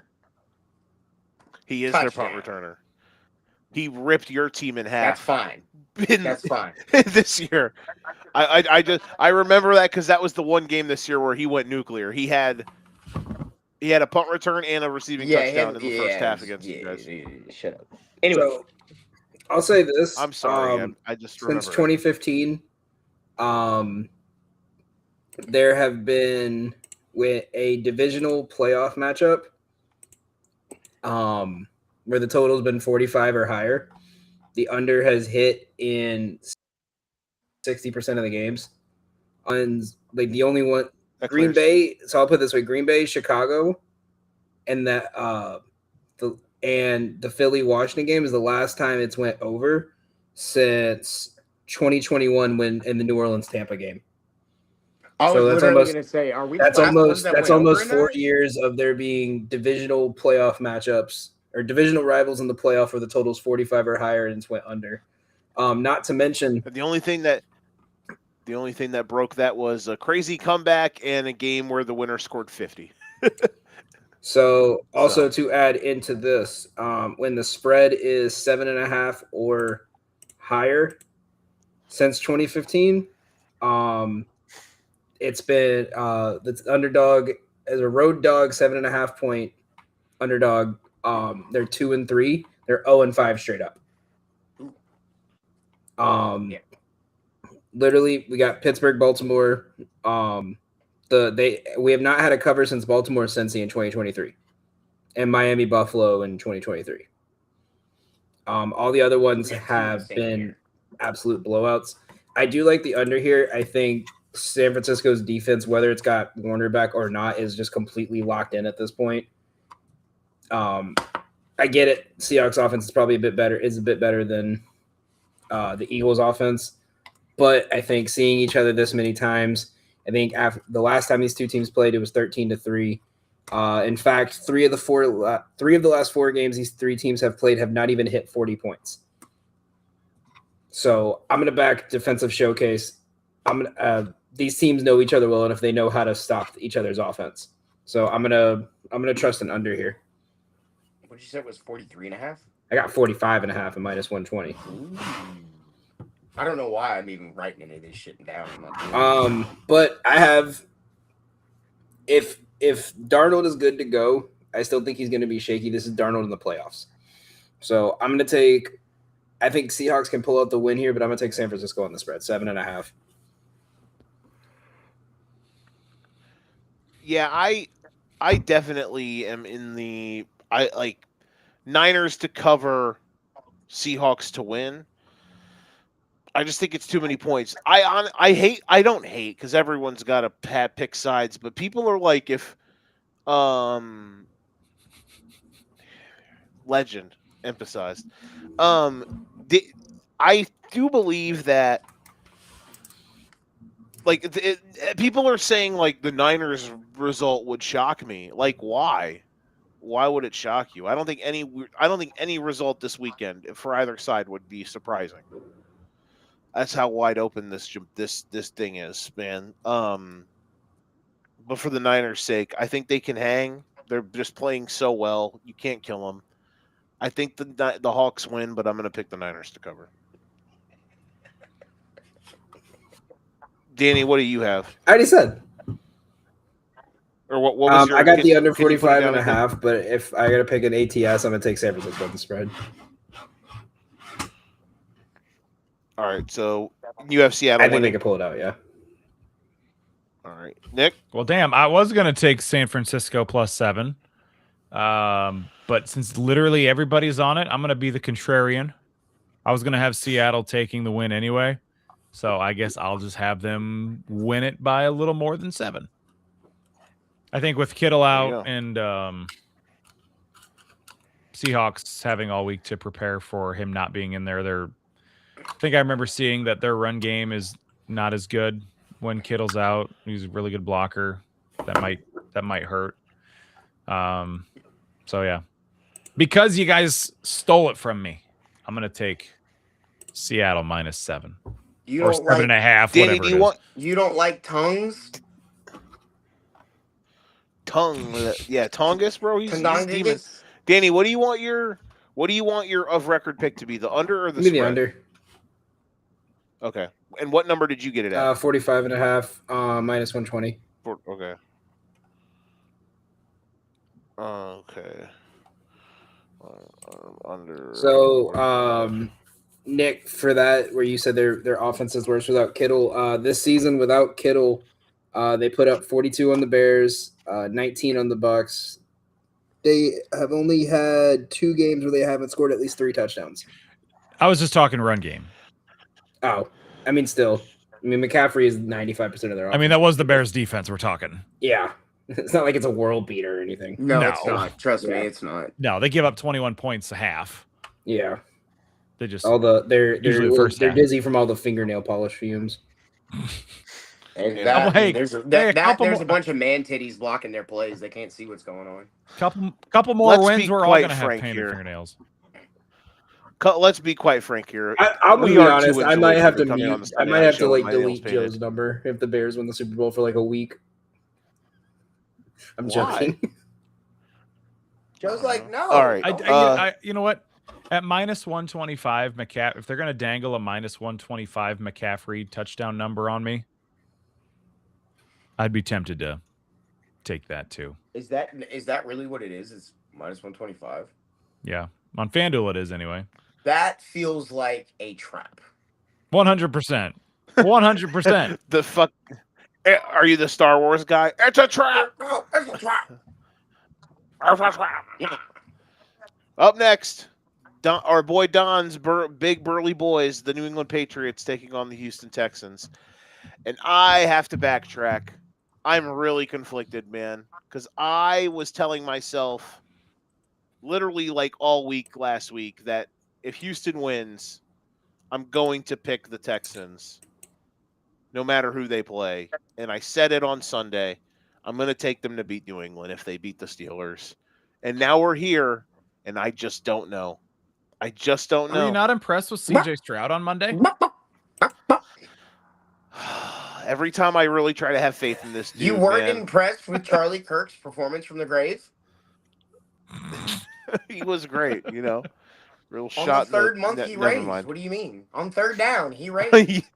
on third down, he ran. Shit, hey, yes. I mean, He played really well in that wing tee. shit, you could have fooled me that Charlie Kirk was the quarterback on Monday. Could have, yeah. Oh man. I mean, did you see Oh, did you see that man. Steelers DB he beat? I mean, talk about a sniper. I mean, at least there's not a sniper on Utah Valley's campus. Oh my God! Did y'all ever, Nick? Did I send you that? Yeah, I don't know. So- What are you A gonna tell guy me? got his college basketball credentials taken away because a player. Oh on yeah, Utah Valley got like 50% you didn't send it to me, from but I three saw. over like a week, and he said there's a sniper on Utah Valley's campus. So I even saw one, and I didn't Tweet. pay, like I didn't see how true it was, but it was like somebody like his wife like quote tweeted it and was like, he's thinking of committing suicide. Y'all leave him alone. I'm like, bro. No, What he's the fuck? he's still, but he's posting heinous shit now. He's Okay. posting some wild shit now. Like there's a reason. Like he probably made a bunch of money off that and said fuck it. He's just like, I'm letting it fly now. Uh. I'm letting it fly. So here's where I get caught up. CJ I Stroud. really believe this.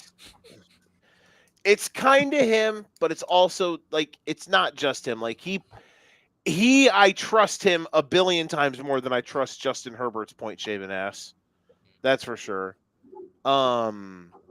Stroud can make throws, obviously. Stroud, I believe, can be the quarterback of a team that wins the conference. I worry that there's just these pockets of games where the Texans literally forget how to operate as not just like as an offensive line, as an offense in general. Like, I just feel like at some point in this game, there's going to be about what feels like an hour and a half of real time, but it's like a quarter, or like the entire like middle of the game where the Texans get like 6 total yards because they haven't blocked a soul for a literal hour of real life time. So that's what has me really worried. Where do you guys lean? So I kind of like the first half under. It's at 20 and a half. The only thing that makes me worry about that is that was my big question is, was the first half in that Chargers game just a shake the nerves off? Now they're back to regular football, because this is a better defense they're going to play against, but the Patriots have just been running the scores up on people. But I'm looking at it here. The Texans have, in their first half, under 20 and a half has hit in 61% of their games. And on the road, it is only missed in one game, and that was the game they went up 24-3 on Baltimore in the first half. So In the game where nobody was Right. playing for Baltimore. So yes. I I don't want to sit here and be like the Patriots have run it up a bunch on teams, because like we have talked, like we said, they played literally the easiest schedule, which schedule is schedule, but it's, and what they did on Sunday was impressive. I also think about the Patriots offense didn't block either. Well, guess what? If we did a unit draft, I keep always saying this with Houston, if we did a unit draft for the playoffs, I feel like the Texans defense would unanimously be the number one unit that we all took. I just have a feeling that would be so the just case. to point out also, CJ Stroud's 4-1 against the spread in the playoffs as well. Yeah, And that's he again, has never that's had like against He has looked worse and worse and worse, I think, every game he's played. that was I wouldn't say that. I think the only bad game, his like Monday might have been the worst he kind of looked, because he was dropping the ball a bunch. He had some fumbles, but he hasn't really actually looked bad in I will playoffs. say this though, over the last 2 seasons, what's this total at? What do you have it at? I got 40 and a half, right? Their last 2 playoff games, neither team has hit 40, or they haven't hit 40 as a total. That makes me feel even better when I say that I'm going to take the over on this game, because that just all feels like a whole bunch of fucking skunk oil and some bullshit. Ooh, rat line. Yeah, Rat line. I mean, like, first of all, 40 and a half is such a weird number for me to see. Like, I can understand 41 and a half. I can understand 38 and a half. I can understand 42 and a half. No, that shit. 40 and a half just looks weird. And also, like, everyone's gonna look at this game, and I like where Danny's heading with it. Like, I like where Danny was, at least with the first half thing. But like, everyone's gonna look at this game and think to themselves like, oh, well, the Texans are a really good defense, and so that's gonna slow all this down, and this, that, the third. I'm like, I kind of think that everybody's just gonna like score anyway. Like, the defense is gonna do exactly what it's supposed to do. It's gonna, for the most part, like, keep these guys down, not let them, commit to long drives, this, that, the third. But like, the Patriots do a really good job of getting chunk plays and like just getting on the board and like, all right, cool, let's go from there. And just 40 and a half, so that was 41 points. So you need 6 touchdowns in total, which in reality they'll probably get 2 apiece and then kick a shit ton of field goals. So 40 and a half just seems a little like not enough. So right now, based on that, the However, projected score is 6 21 and a touchdowns in the half to 19. That's what One they more have time? it at. They have it essentially as like 21 to like 18 and a half. Who has it with that? That's like what the projected score is based on the odds plus the total. From who? That's based off what the odds Okay, on never the total mind. is. That's okay. Never mind. You missed where I'm coming from with that. I had to make sure it wasn't coming from that one person. That one. I mean, that's also what they have, but Oh well, not over. Fucking over. his hatred for his sponsor. You do say though, when you spiteful when you bitch. do say that's only when you do say, Ray, the sentence That's only 6 touchdowns. That does seem like a lot of touchdowns in a Texans game. The defense could get 3 of them. Exactly. Correct. Joe Flacco said, "Bitch, hold my beer." At one time, through like 3 pick Like sixes. I'm just telling you, it just feels like one of those things where it's like, if I think about it, if you're like a bookmaker or something like that, and you gotta like do all the extra sneaky bullshit and what and what is the first thing you think when you think of the Patriots and like at least this current rendition of the Patriots and Houston? It's that Houston has a really good fucking defense, so everybody's gonna turn and look at that. Next thing would be Drake May and so on and so forth and down the line, but like the defense is the first thing everybody's gonna look at. So if I were a bookmaker and I was finna set the trap and the skunk oil and all that other bullshit, I would be like, I'm going to make everybody think that it's a super low total, and then I'm going to set it low, and then I'm going to collect on the back end when all this shit goes over, especially because I have the refs in my back pocket because I'm Las Vegas. But that's neither here nor there. At any rate, I like the Patriots to win this game, though. Because Nick kind of said it. He just kind of looked. Like, I like CJ Stroud, but, like, every single time I watch him, I'm like, bro, what the fuck are you doing? Like, it just looks a little goofy. It just looks a little funky. And to Joe's point, like, he's talking about, like, the New England's offense be humming when it's humming. And when it's humming, it's humming. And I don't know what to tell you. So, yeah. And one more thing, too. Like, Houston's kind of easy to get penalties against. They're super aggressive. And I think that kind of plays into this whole, like, you can get the over on this because I can get you guys to be aggressive enough that I can end up on the other side of the field or down the field off of some bullshit, DPI that you're eventually going to get from either Stingley or the other guy. So, like, yeah, give me the over, and I still like the Patriots to win this game. Defense wins championships, but, like, if you only have defense, you're not gonna win a championship. You gotta be able to score enough points. Yeah. Is Nico out? That's also the other thing too. Thank you for that. I don't know how the fuck that's gonna look. Because he was out of it at least on Monday. He's made of glass. Like every time I turn up and look, he's hurt for some reason. So like, yeah. But Charlie Kirk wasn't hurt. That was good to see. The gun violence hadn't gotten to him. He's got some neck pain, but neck pain, gun violence. Y'all are terrible. You're right. I forgot he was a saint. Anyway, for my play, Joe, I'm gonna go a little risky on this one. I'm gonna go Texans team total under 19.5. I've been at minus 114. I've been here before.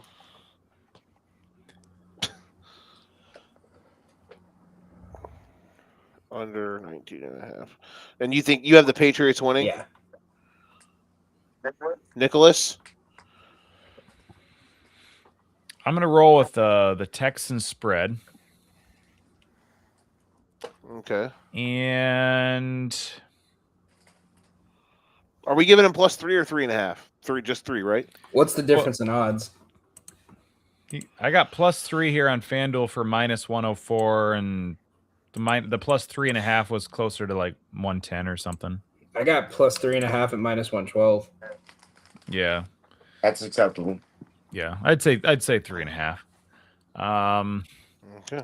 Charlie Kirk. Yeah, we'll go ahead and you know what? Let's take Houston to win too. Oh boy. I don't know if Don likes you anymore. Let's be contrarian. I was just saying, I think that's all you've done tonight, Nick. Is just like pick. I'm either gonna go 4-0 or 0-4, and out in a blaze of glory. He's the Costanza. What if you go 2-2? Well, then we all went 2-2. Yeah, Joe. You know what I really like? Yeah. If I could find it. If I could find it now, because sometimes they don't put this up till Sunday. Hear me out. All right. Hear me out just a little bit. Are you hearing? Ears open. You're hearing? You're hearing? Yep. I'm only stalling because I can't find it right now. Texans. All right. Well, Texans real quick, first drive punt. Yeah. Yes. For what are the odds? Or you said it's not up yet, huh? Minus 120. Oh, sold. And you can get any other at plus 500. So if it's not a field goal or a touchdown, so if it's turnover on down, turnover basically. So I might hedge that with that, but I got a free bet. I'm gonna put. You know what? Fuck it. I might put the free bet on the plus 500. But I'm gonna take that right now. I think.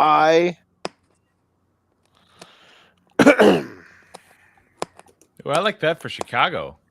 They're gonna go for it on 4th down at their own 6-yard line. On You know what I might like for you know what I kind of like for that game? Rams first quarter money line, Bears full game money line. I bet that's a nice little. Just like Joe's Magic. Hey man, Nick Ray? Did I tell y'all my strategy to get the Magic to win their games? Yeah, Danny's kind of foolproof it. So the Magic suck in the first quarter of every game, right? So what I do is in the first quarter, I send Joe a text accusing players on the Magic of being like the next second coming of like a dictator, or like the other day I said he's the worst thing to come out of Italy since Mussolini. And then when they were down like 31-12 in the first quarter today, I said it makes sense they're playing in Germany because Paolo's worse than their dictator. And then every time I've done that, they've won. They've come back and won. So that's the new strategy: is berate Joe's teams. I'm for it. You know what, Joe? All right. Bears are going to do so great. I have fully backtracked. My ATS is I'm having Drake May get 40-plus rushing yards. I think he's going to get some scrambling opportunities. And I don't know, man. I'm going to feel really dumb when they win outright, but I'm taking New England. I'm going to feel really dumb for backtracking my Houston picks, but you're allowed to change your mind when new resources and information become available, Joseph. Yeah, what are you? I agree. I agree. I am for exactly. I agree with that take. It's just I really went in feeling like I could really back this team, and I don't know, something gives me the heebie-jeebies. So I think New England will win. Okay, this is the moment that either some of you were or were not waiting for. We have arrived. Bears Rams. It'd be funny if we hit Joe Sunday night. Time as soon as we get to him.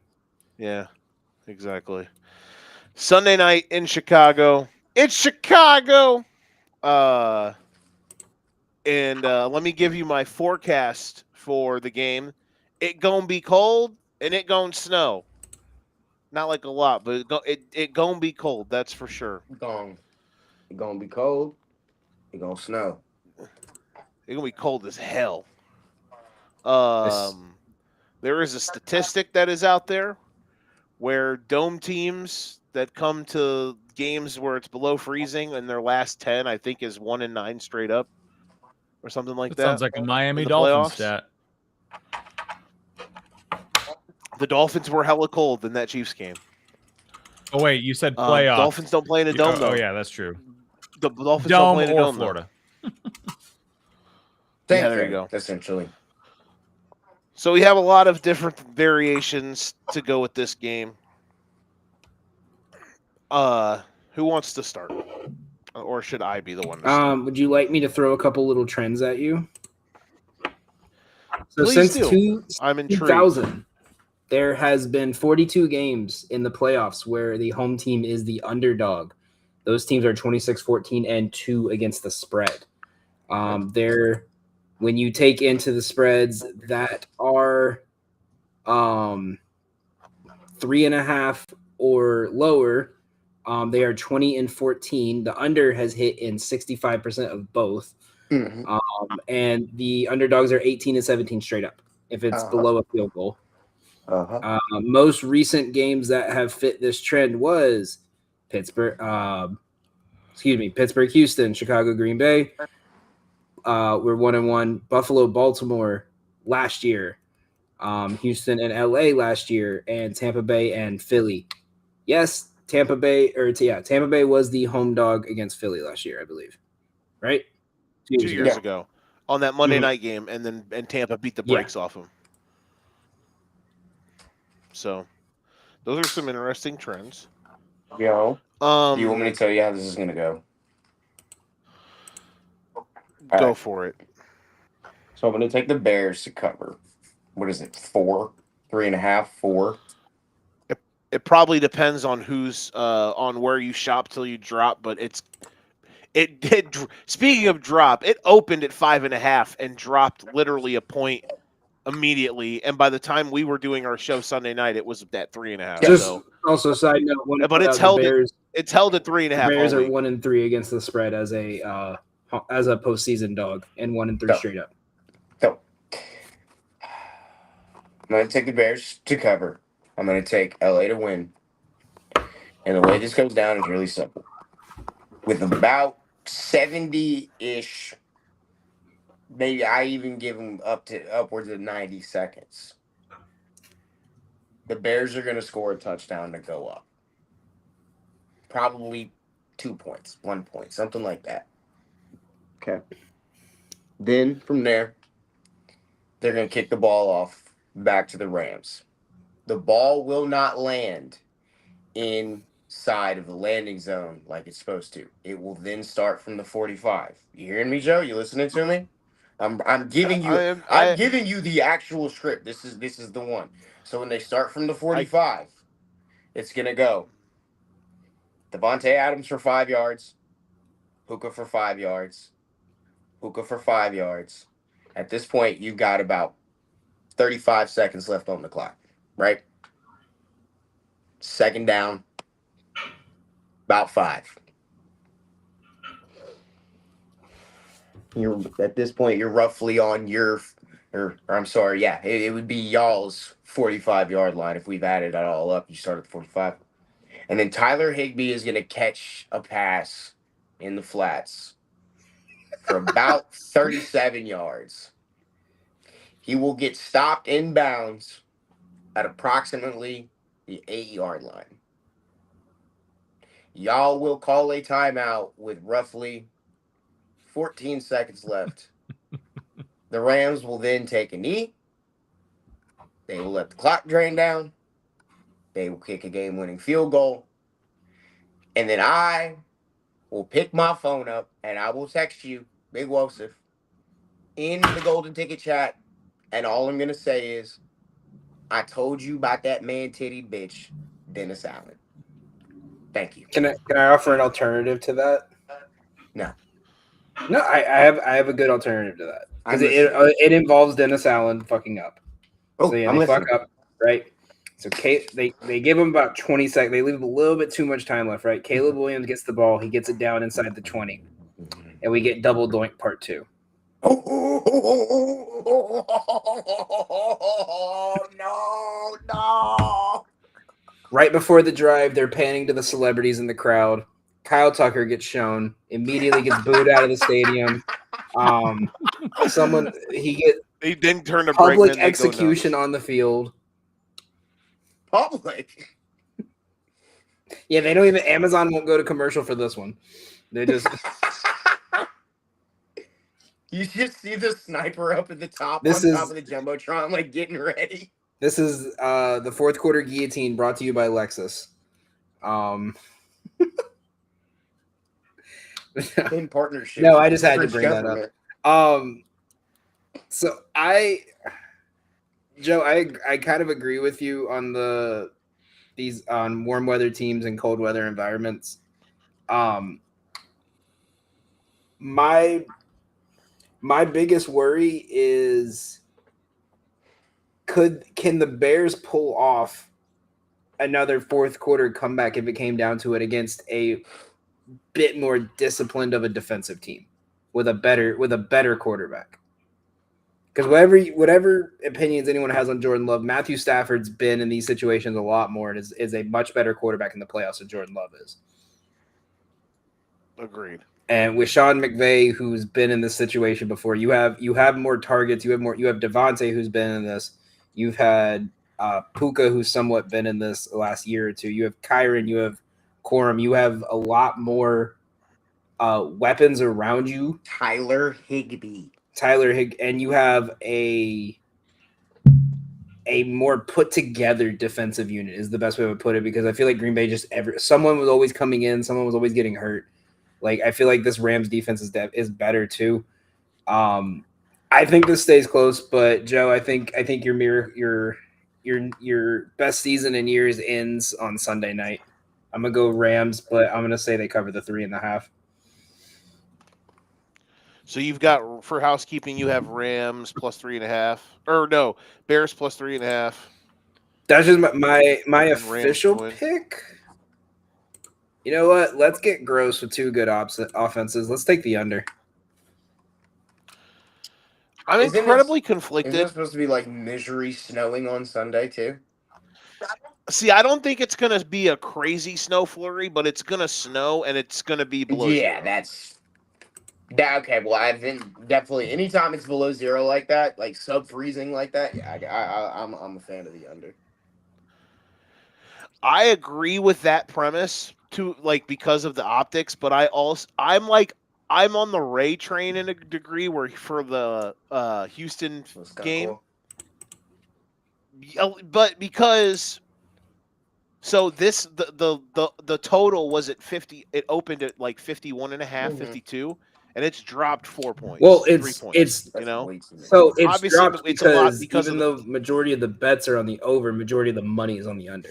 Like it's a 20% right. A lot of difference people right hammered the under because of the weather. I just feel like both of these offenses are so. I was gonna say, surprisingly enough, it's kind of one of those things where when the weather's bad like that, you actually have just as much of a chance to score because it's so much easier for you to miss a tackle, to miss your assignment, visibility's poor, blah blah blah blah blah. I mean, for anybody that played football if it ever rained while you were playing a game of football, you know exactly what that shit turns into and what can happen from it. So, right. And so that's my point is if we get into a trench battle here, can their offensive line and running game keep up with Kyron Williams and Blake Corum and them time managing the fuck out of the clock? I was also it's funny you say that because in my notes for the one play I had for the one prop I actually have, it's Kyle Monagai, anytime touchdown. That's not bad. I do feel so. Here's Nick. What about you? What is your leaning and stuff before I monologue about where I think this game's gonna get to? I'm pondering a Bears plus 3.5, but I also feel like the Rams win, so I don't really want to paint myself into a super tight box like that. I think I'm gonna go kind of crazy here. My bet of record is going to ride the hot hand on the ground. He's got 5 carries in the last 2 games, 38 yards, and a touchdown. Oh. I'm going to take Puka over 3.5 rushing yards. Ooh, There we go. I like that a lot. There we go. let's get nasty. And Rams win. That's a hell of an ATS play by you, by the way. That's good. on par with my Kyle Juszczyk from last week. They're absolutely going to have a 4th and 1 on one of their first couple drives, and they're going to hit that shit. They're going to hit that fucking. Well, see, what's going to hurt you is they're going to run it once, and it'll then get blown up for 5 yards loss, and then they're not going to touch it again. And then you're just as long as he doesn't take the kneel downs. Goose. As long as he doesn't take the kneel downs, I'll take my chances. When he's gotten carries this year, which is in 1, 2, 3, 4, 5, 6, 7, 8 games, he's gone over in 6 of them, over 3.5. So I'll take my chances. Why not? Okay. And if the weather's shitty and you can't pass the ball as much, you got to get the ball in Puka's hands. I agree with you guys. And let's I not agree with forget last everyone. year when Great they played takes. in the rain, everyone thought they weren't going to throw the ball, and Puka had that insane catch in the pouring rain. Yeah. Like, he's built for that. All right. Well, this has been a great show. We want to thank everyone hanging out with us. We'll see you guys on. Plus, I'm kidding. side Okay. note, Devontae Adams, Matthew Stafford, 2 former division rivals taking down the Bears just reeks like. It's like why y'all? It's like why has everyone got to team up against my team, man? All right. Here's where I'm Do we at. need to man. put Joe Solo for this? No. Do we need to put a timer? No. The time is 2 minutes, So- 1 hour, and 28 seconds. Go, Joe. We're gonna count backwards from here. So, I felt moderately decent since I kind of figured the optics of this game. The Rams, to me, I understand. Okay, actually, this is where I wanted to start. So I'm gonna put a little I understand what you're saying. I think Danny, you said it. Like, can the Bears come back if they put themselves in a certain spot? I don't think the game is going to go that way. I understand the Bears have become the comeback kids, but my one settle down juice moment about acting like that's the only way the Bears have won these games. The Packers game, the 2 Packers wins are really the only games outside of the games.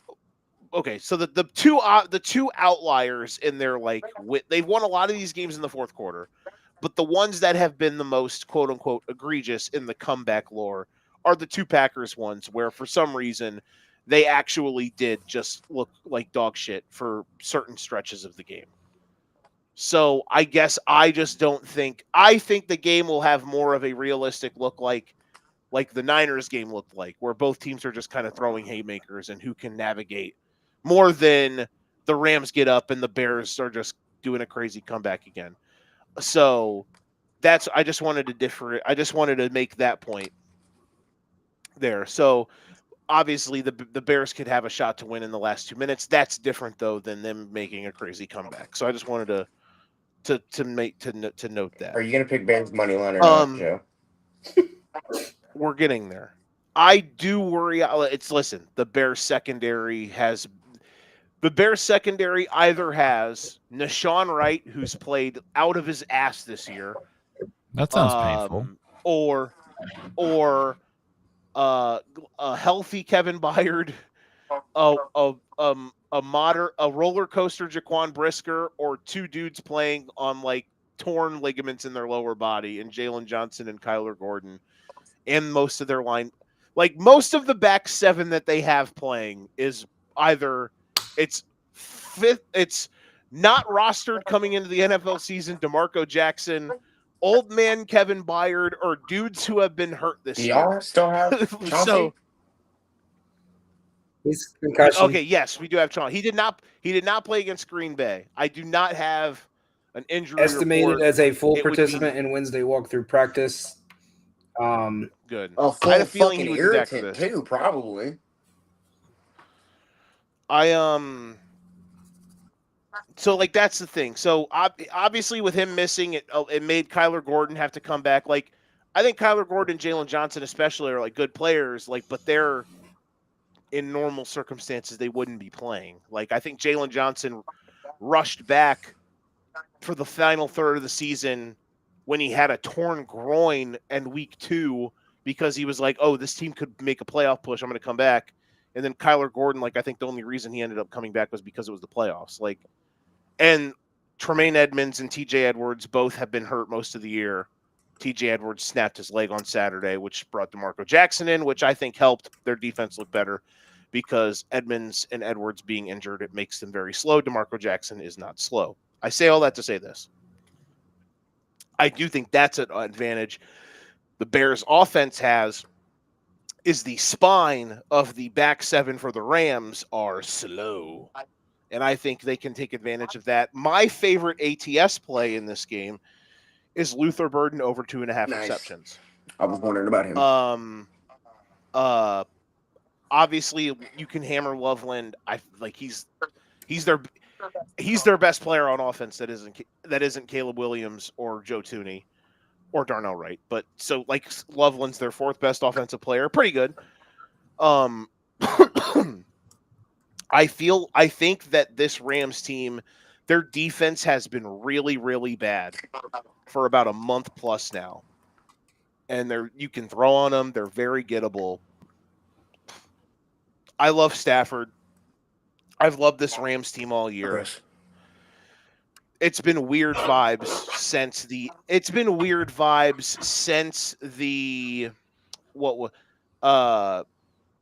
since what? They lost that Seahawks game. They haven't felt right, I guess. Here's what it comes down to for me, man.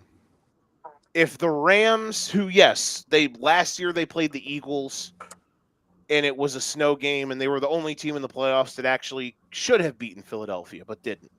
Then Philadelphia went on to murder everybody else. So I'm not going to sit here and think like the Rams can't operate in cold weather. But I will say if they come down when it's -10 out and it's snowing and they beat us, so be it. I will be wrong. But this isn't homerism. This isn't me being casually optimistic. I feel like I'm pretty normal about my team. And if I'm wrong about this, then I'm wrong about this. I actually think they're winning. The Bears are going to win on Sunday. I think it'll be back and forth. I think it'll be kind of like the Niners game. I would love. There's a very small part of my brain that thinks this game could be like when Washington had their like peak moment game last year when they beat Detroit in the divisional round and they kind of stunted on them, and then in the NFC title game kind of sputtered out. Part of me wonders that this could be it for the Bears. Like they beat the Rams by margin, and then the Seahawks matchup is just very bad, and they just kind of get put in a blender and lose like 21-9 or some shit against Seattle. Like that's something I can envision. But to not put myself out on a crazy ass limb, I think the Bears are going to win. I think they'll win by like somewhere between 3 and 7 points. Good luck coming into Chicago. Good luck coming in to shivering in your shimmies. He was gonna call it the frozen tundra. I heard it. No, I almost accidentally did. I heard it. Listen, if they get it done, man, I'll be wrong. I'm not going to be heartbroken. This has been the most fun I've had watching an NFL season in. I can't fucking remember. Can one of y'all tell me what Tyler Higbee's receiving yard total is? I don't know what his yards is, but his receptions was 2.5, like Burns was. Let me look here. I got it pulled up here. Higbee 23.5. Over. Joe, I'm sorry. Listen, I'm not gonna say you're crazy if you think that the Rams are gonna go. No. It has nothing to do with that. No. Yeah, like at the end of the day, they're the team who was the Super Bowl favorite, like for 3/4 of the year. You know, I'm not going to sit here and say you're nuts for picking the Rams. Yeah, but like you also know that I'm not picking the Rams because I think the Rams are better. I'm picking the Rams because your defensive coordinator is a terrorist. That is true. To be fair, their last you were happy for me on Saturday. It was a great moment. I thought I was about to collapse. I literally thought I was going to pass out. Pretty sure we all sent some message like somebody check on Joe, make sure he's good. No, we sent that one when I don't remember who they beat. But they beat someone, and then we banned Joe from talking because he said he had a boner. It was the first Packers win. You guys were like, check on Joe, and I was like, check on my dong, basically. Yeah, that was strike one. I know. Listen, like I said, I also think the Bears are in the midst of like nobody believes in us mania. And I feel like I think they have at least one more week where they can ride that out. Now, listen, if they do win, and I am picking them to win. I legitimately think they are going to win. at which I legitimately thought they were going to win the Packers game. So, you know, hoping I go 2 for 2 here. Scared. Even I will. Yeah. Who, me? I'm You not scared. would know. I say you I were will- scared. I was more annoyed. I was just very annoyed. And then stuff started to get weird, and then it escalated. I will say this. Even, like, and go so like I legitimately think they're going to win, and I legitimately think if we play Seattle, that's in the playoffs probably the worst matchup for us. If we do, like, I will fully come on here and be way over optimistic, Joe, next week and pick us to win, but and give you like a Darnold's going to throw us the ball 4 times line, and just gas it up. However, I want to just caution that by saying right now, this is justified journalistic, Joe. I legitimately think we are going to win on Sunday night. You heard it here first. So we'll from see. the big one. We'll see. The If Bears. I'm wrong, then tip of the cap to the Rams. I would not be. Nothing that can really happen at this point outside of, I don't know. It's like a 1%er. Like, there's really small margins that can make me not be. Like, I love famous last Now words. look, right? I'm Knock telling on when wood, that but when them motherfuckers walk I love- you down, just like I did, word for word, play for play, just like I told you, I'm gonna get a message like, Raymond, stop. Raymond, please stop. No, I'm gonna. What'll happen? The Bears will score a touchdown with like a minute and 2 seconds left to take the lead, and you're just gonna hit. You're just gonna put in all caps in the You're gonna put in all caps in the group chat. Wosif, and then you're gonna put like 17 eyeball emojis, and I'm just gonna reply. Well, shit. That's what you guys. Oh shit. Yeah. Ah, shit. Here I'm we go immediately again. buying. I'm immediately going to the gas station and buying every lottery ticket that they have. One of them's bound to hit at that point. The Bears score a touchdown between 61 and 70 seconds left in regulation to take the lead. Ray's just going to pop up. I'm calling you. Whee! I'm calling your phone. Exclamation points pop out of his I'll butt. call I'm an calling erection. your phone. Yes, that too. That too. So, yeah, man. I can't wait, bro. I can't believe I watched my NFL team win a playoff game. I can't believe I'm watching my NFL team in the divisional round on Sunday. Must be nice. It's been a long time. I'll see you next year. Been a Don't long worry. I'll see you next year. It's been a long time. Hey, bro. I guess I haven't been on the Golden Ticket show, so I haven't been able to tell Don, Lino. But, man. Yeah, you decided to sit Us and and watch the a Pats basketball game instead of join us. Us and the Pats this year in the bowl. Us and y'all, Ray, in the NFC title game next year. We're out here, baby. Can't wait. Can't wait. Shucky Ducky and Caleb, let's I told go. my buddy he's a Raiders fan. I was like, dog, this black and gold v black and silver fucking Super Bowl is going to hit like crack.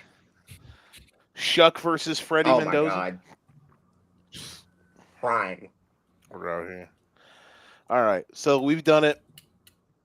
Let's hope we all win our picks in some way, shape, or form. Ray, thanks for hanging out with us.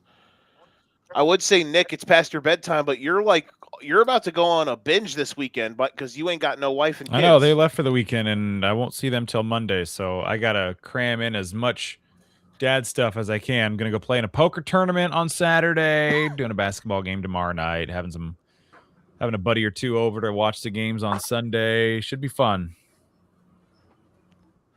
Yeah, we'll see it. We'll see if, depending on what I do Sunday, we'll see how inebriated I get during the contest. If the Rams win by like 30, we have to do a show within minutes of the game ending.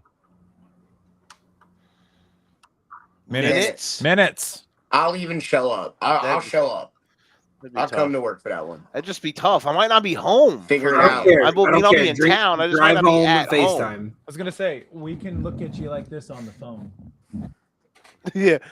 Like, guys, Nashawn Wright gave up 4 touchdowns to Puka Nakua.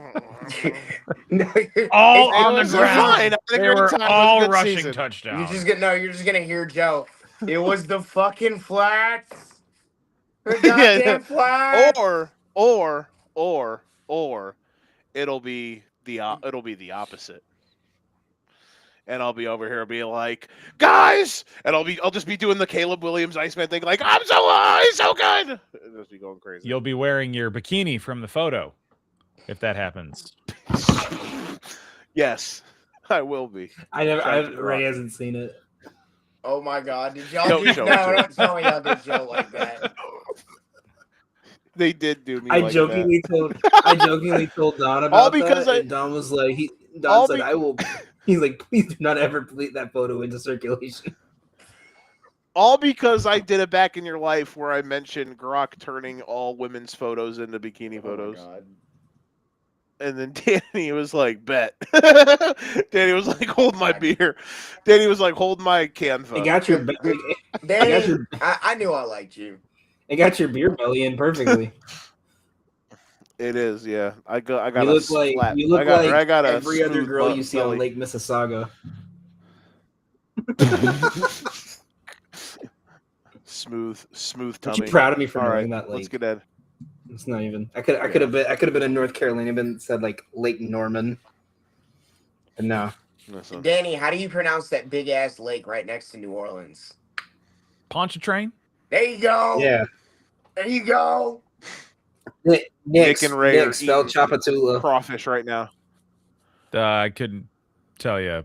I'll tell Shit you. on that. I'll tell you right now. It starts with a T. Tua. Tua. No. Tua Tagovailoa. What is it like? TCH. TCHOUPITA. Yeah. And how do you say it? Chapatula. Oh, chop. Oh, okay, that's not That's terrible. motherfucking Natchitoches. That's another one. No one can ever pronounce that one fucking right. Joe should start spelling his name like Can we do- DGOE. Joe, if the Bears lose, can we have a show where you just come on drunk and me and Ray bring up a bunch of Louisiana names for you to try to pronounce? Yeah. Why would the Bears? I want to do that if the Bears win. Can we do one show where it doesn't matter if it's Bears win or lose, like one show where me and Ray just come up with every weird Cajun name in Louisiana, and we get you to try to pronounce it while drunk. That'd be Bill fun. Platt's gonna That would be fuck him up. exciting. So is it New Orleans, New Orleans, Nolans. Nolans? Nola. Also, to be real, it is New Orleans. If you call it New Orleans, they're gonna get mad at you. They're gonna stab you. Orleans is They're a real place. gonna rob you. Oh yeah, 100%. Like, matter of fact, they might like shoot you in one of your kneecaps. But like, Orleans is a real place in France. However, and it's also Orleans Parish, but it is not New Orleans. It is New Orleans.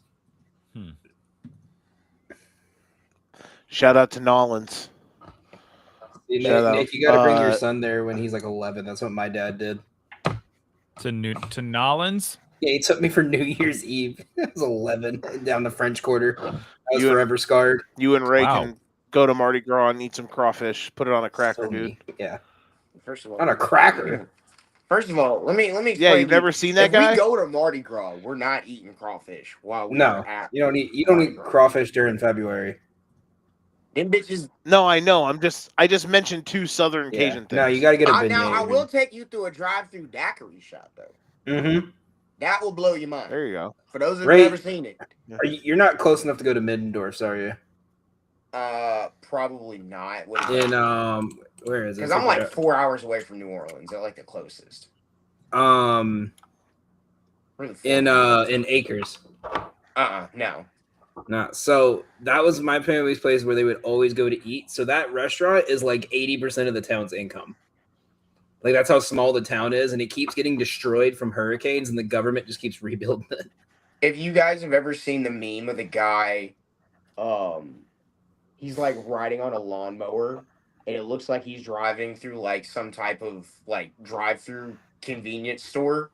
That is Rustin, and first of all, I know that guy, but he is 1000% driving through the drive-through daiquiri spot, and he did get a DUI later that night on the fucking lawnmower, mind you. Goat. That's what I'm talking about. That's just called I Thursday in where they live. Tuesday. That's what Nick does after the high school. That's Thursday in South Louisiana. That's what Nick does after the high school basketball games. Just lawnmower home, right? Something like that.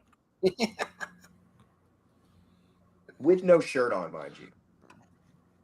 In my bikini. Why would you have a shirt on? From Grok. Nick, don't tempt me. I'll do Hey, it. listen. Send it to her. I'd be like, this is what he was doing when you're out of the house. Just walk around in a bikini. I'm gonna start sending Y'all are Lydia nuts. pictures of you from Grok in a bikini. Be like, he's in your clothes. Oh, she's gonna think it's funny. She's not gonna get. I'm still telling her you were in her clothes. I'll tell her Kyle Tucker did it. Kyle Tucker. More like Kyle Tucker. Y'all are crazy. Love you, Nick. All right, I'm ending the show. Thank you, everybody. We'll see you guys on Sunday Be sure to night. check out Golden Ticket Show Hopefully- tomorrow night. Going over. Yes. It'll be our first full college basketball show. College football playoffs, football, NFL playoffs, maybe some soccer, NBA, hockey. Yeah, that's all I got. Hey, man. Shout out to that. Shout out to all the people that all of our shows. Join us Sunday, where I will be emotional. I don't know what way, what version of it will Get it out, will Joe. be, Get it out. but I will be emotional. So come join the party. Should be fun. And check Ray out All on right. Playbook SN Bets. Please do. For Nick, for Ray, that's Dan. We'll see you guys on Sunday. Until then, if you ain't got your game best past the 6, it's been the Educated Ignorance Podcast. We're out, y'all. Adios, mijos. Go Dodgers. Tucker.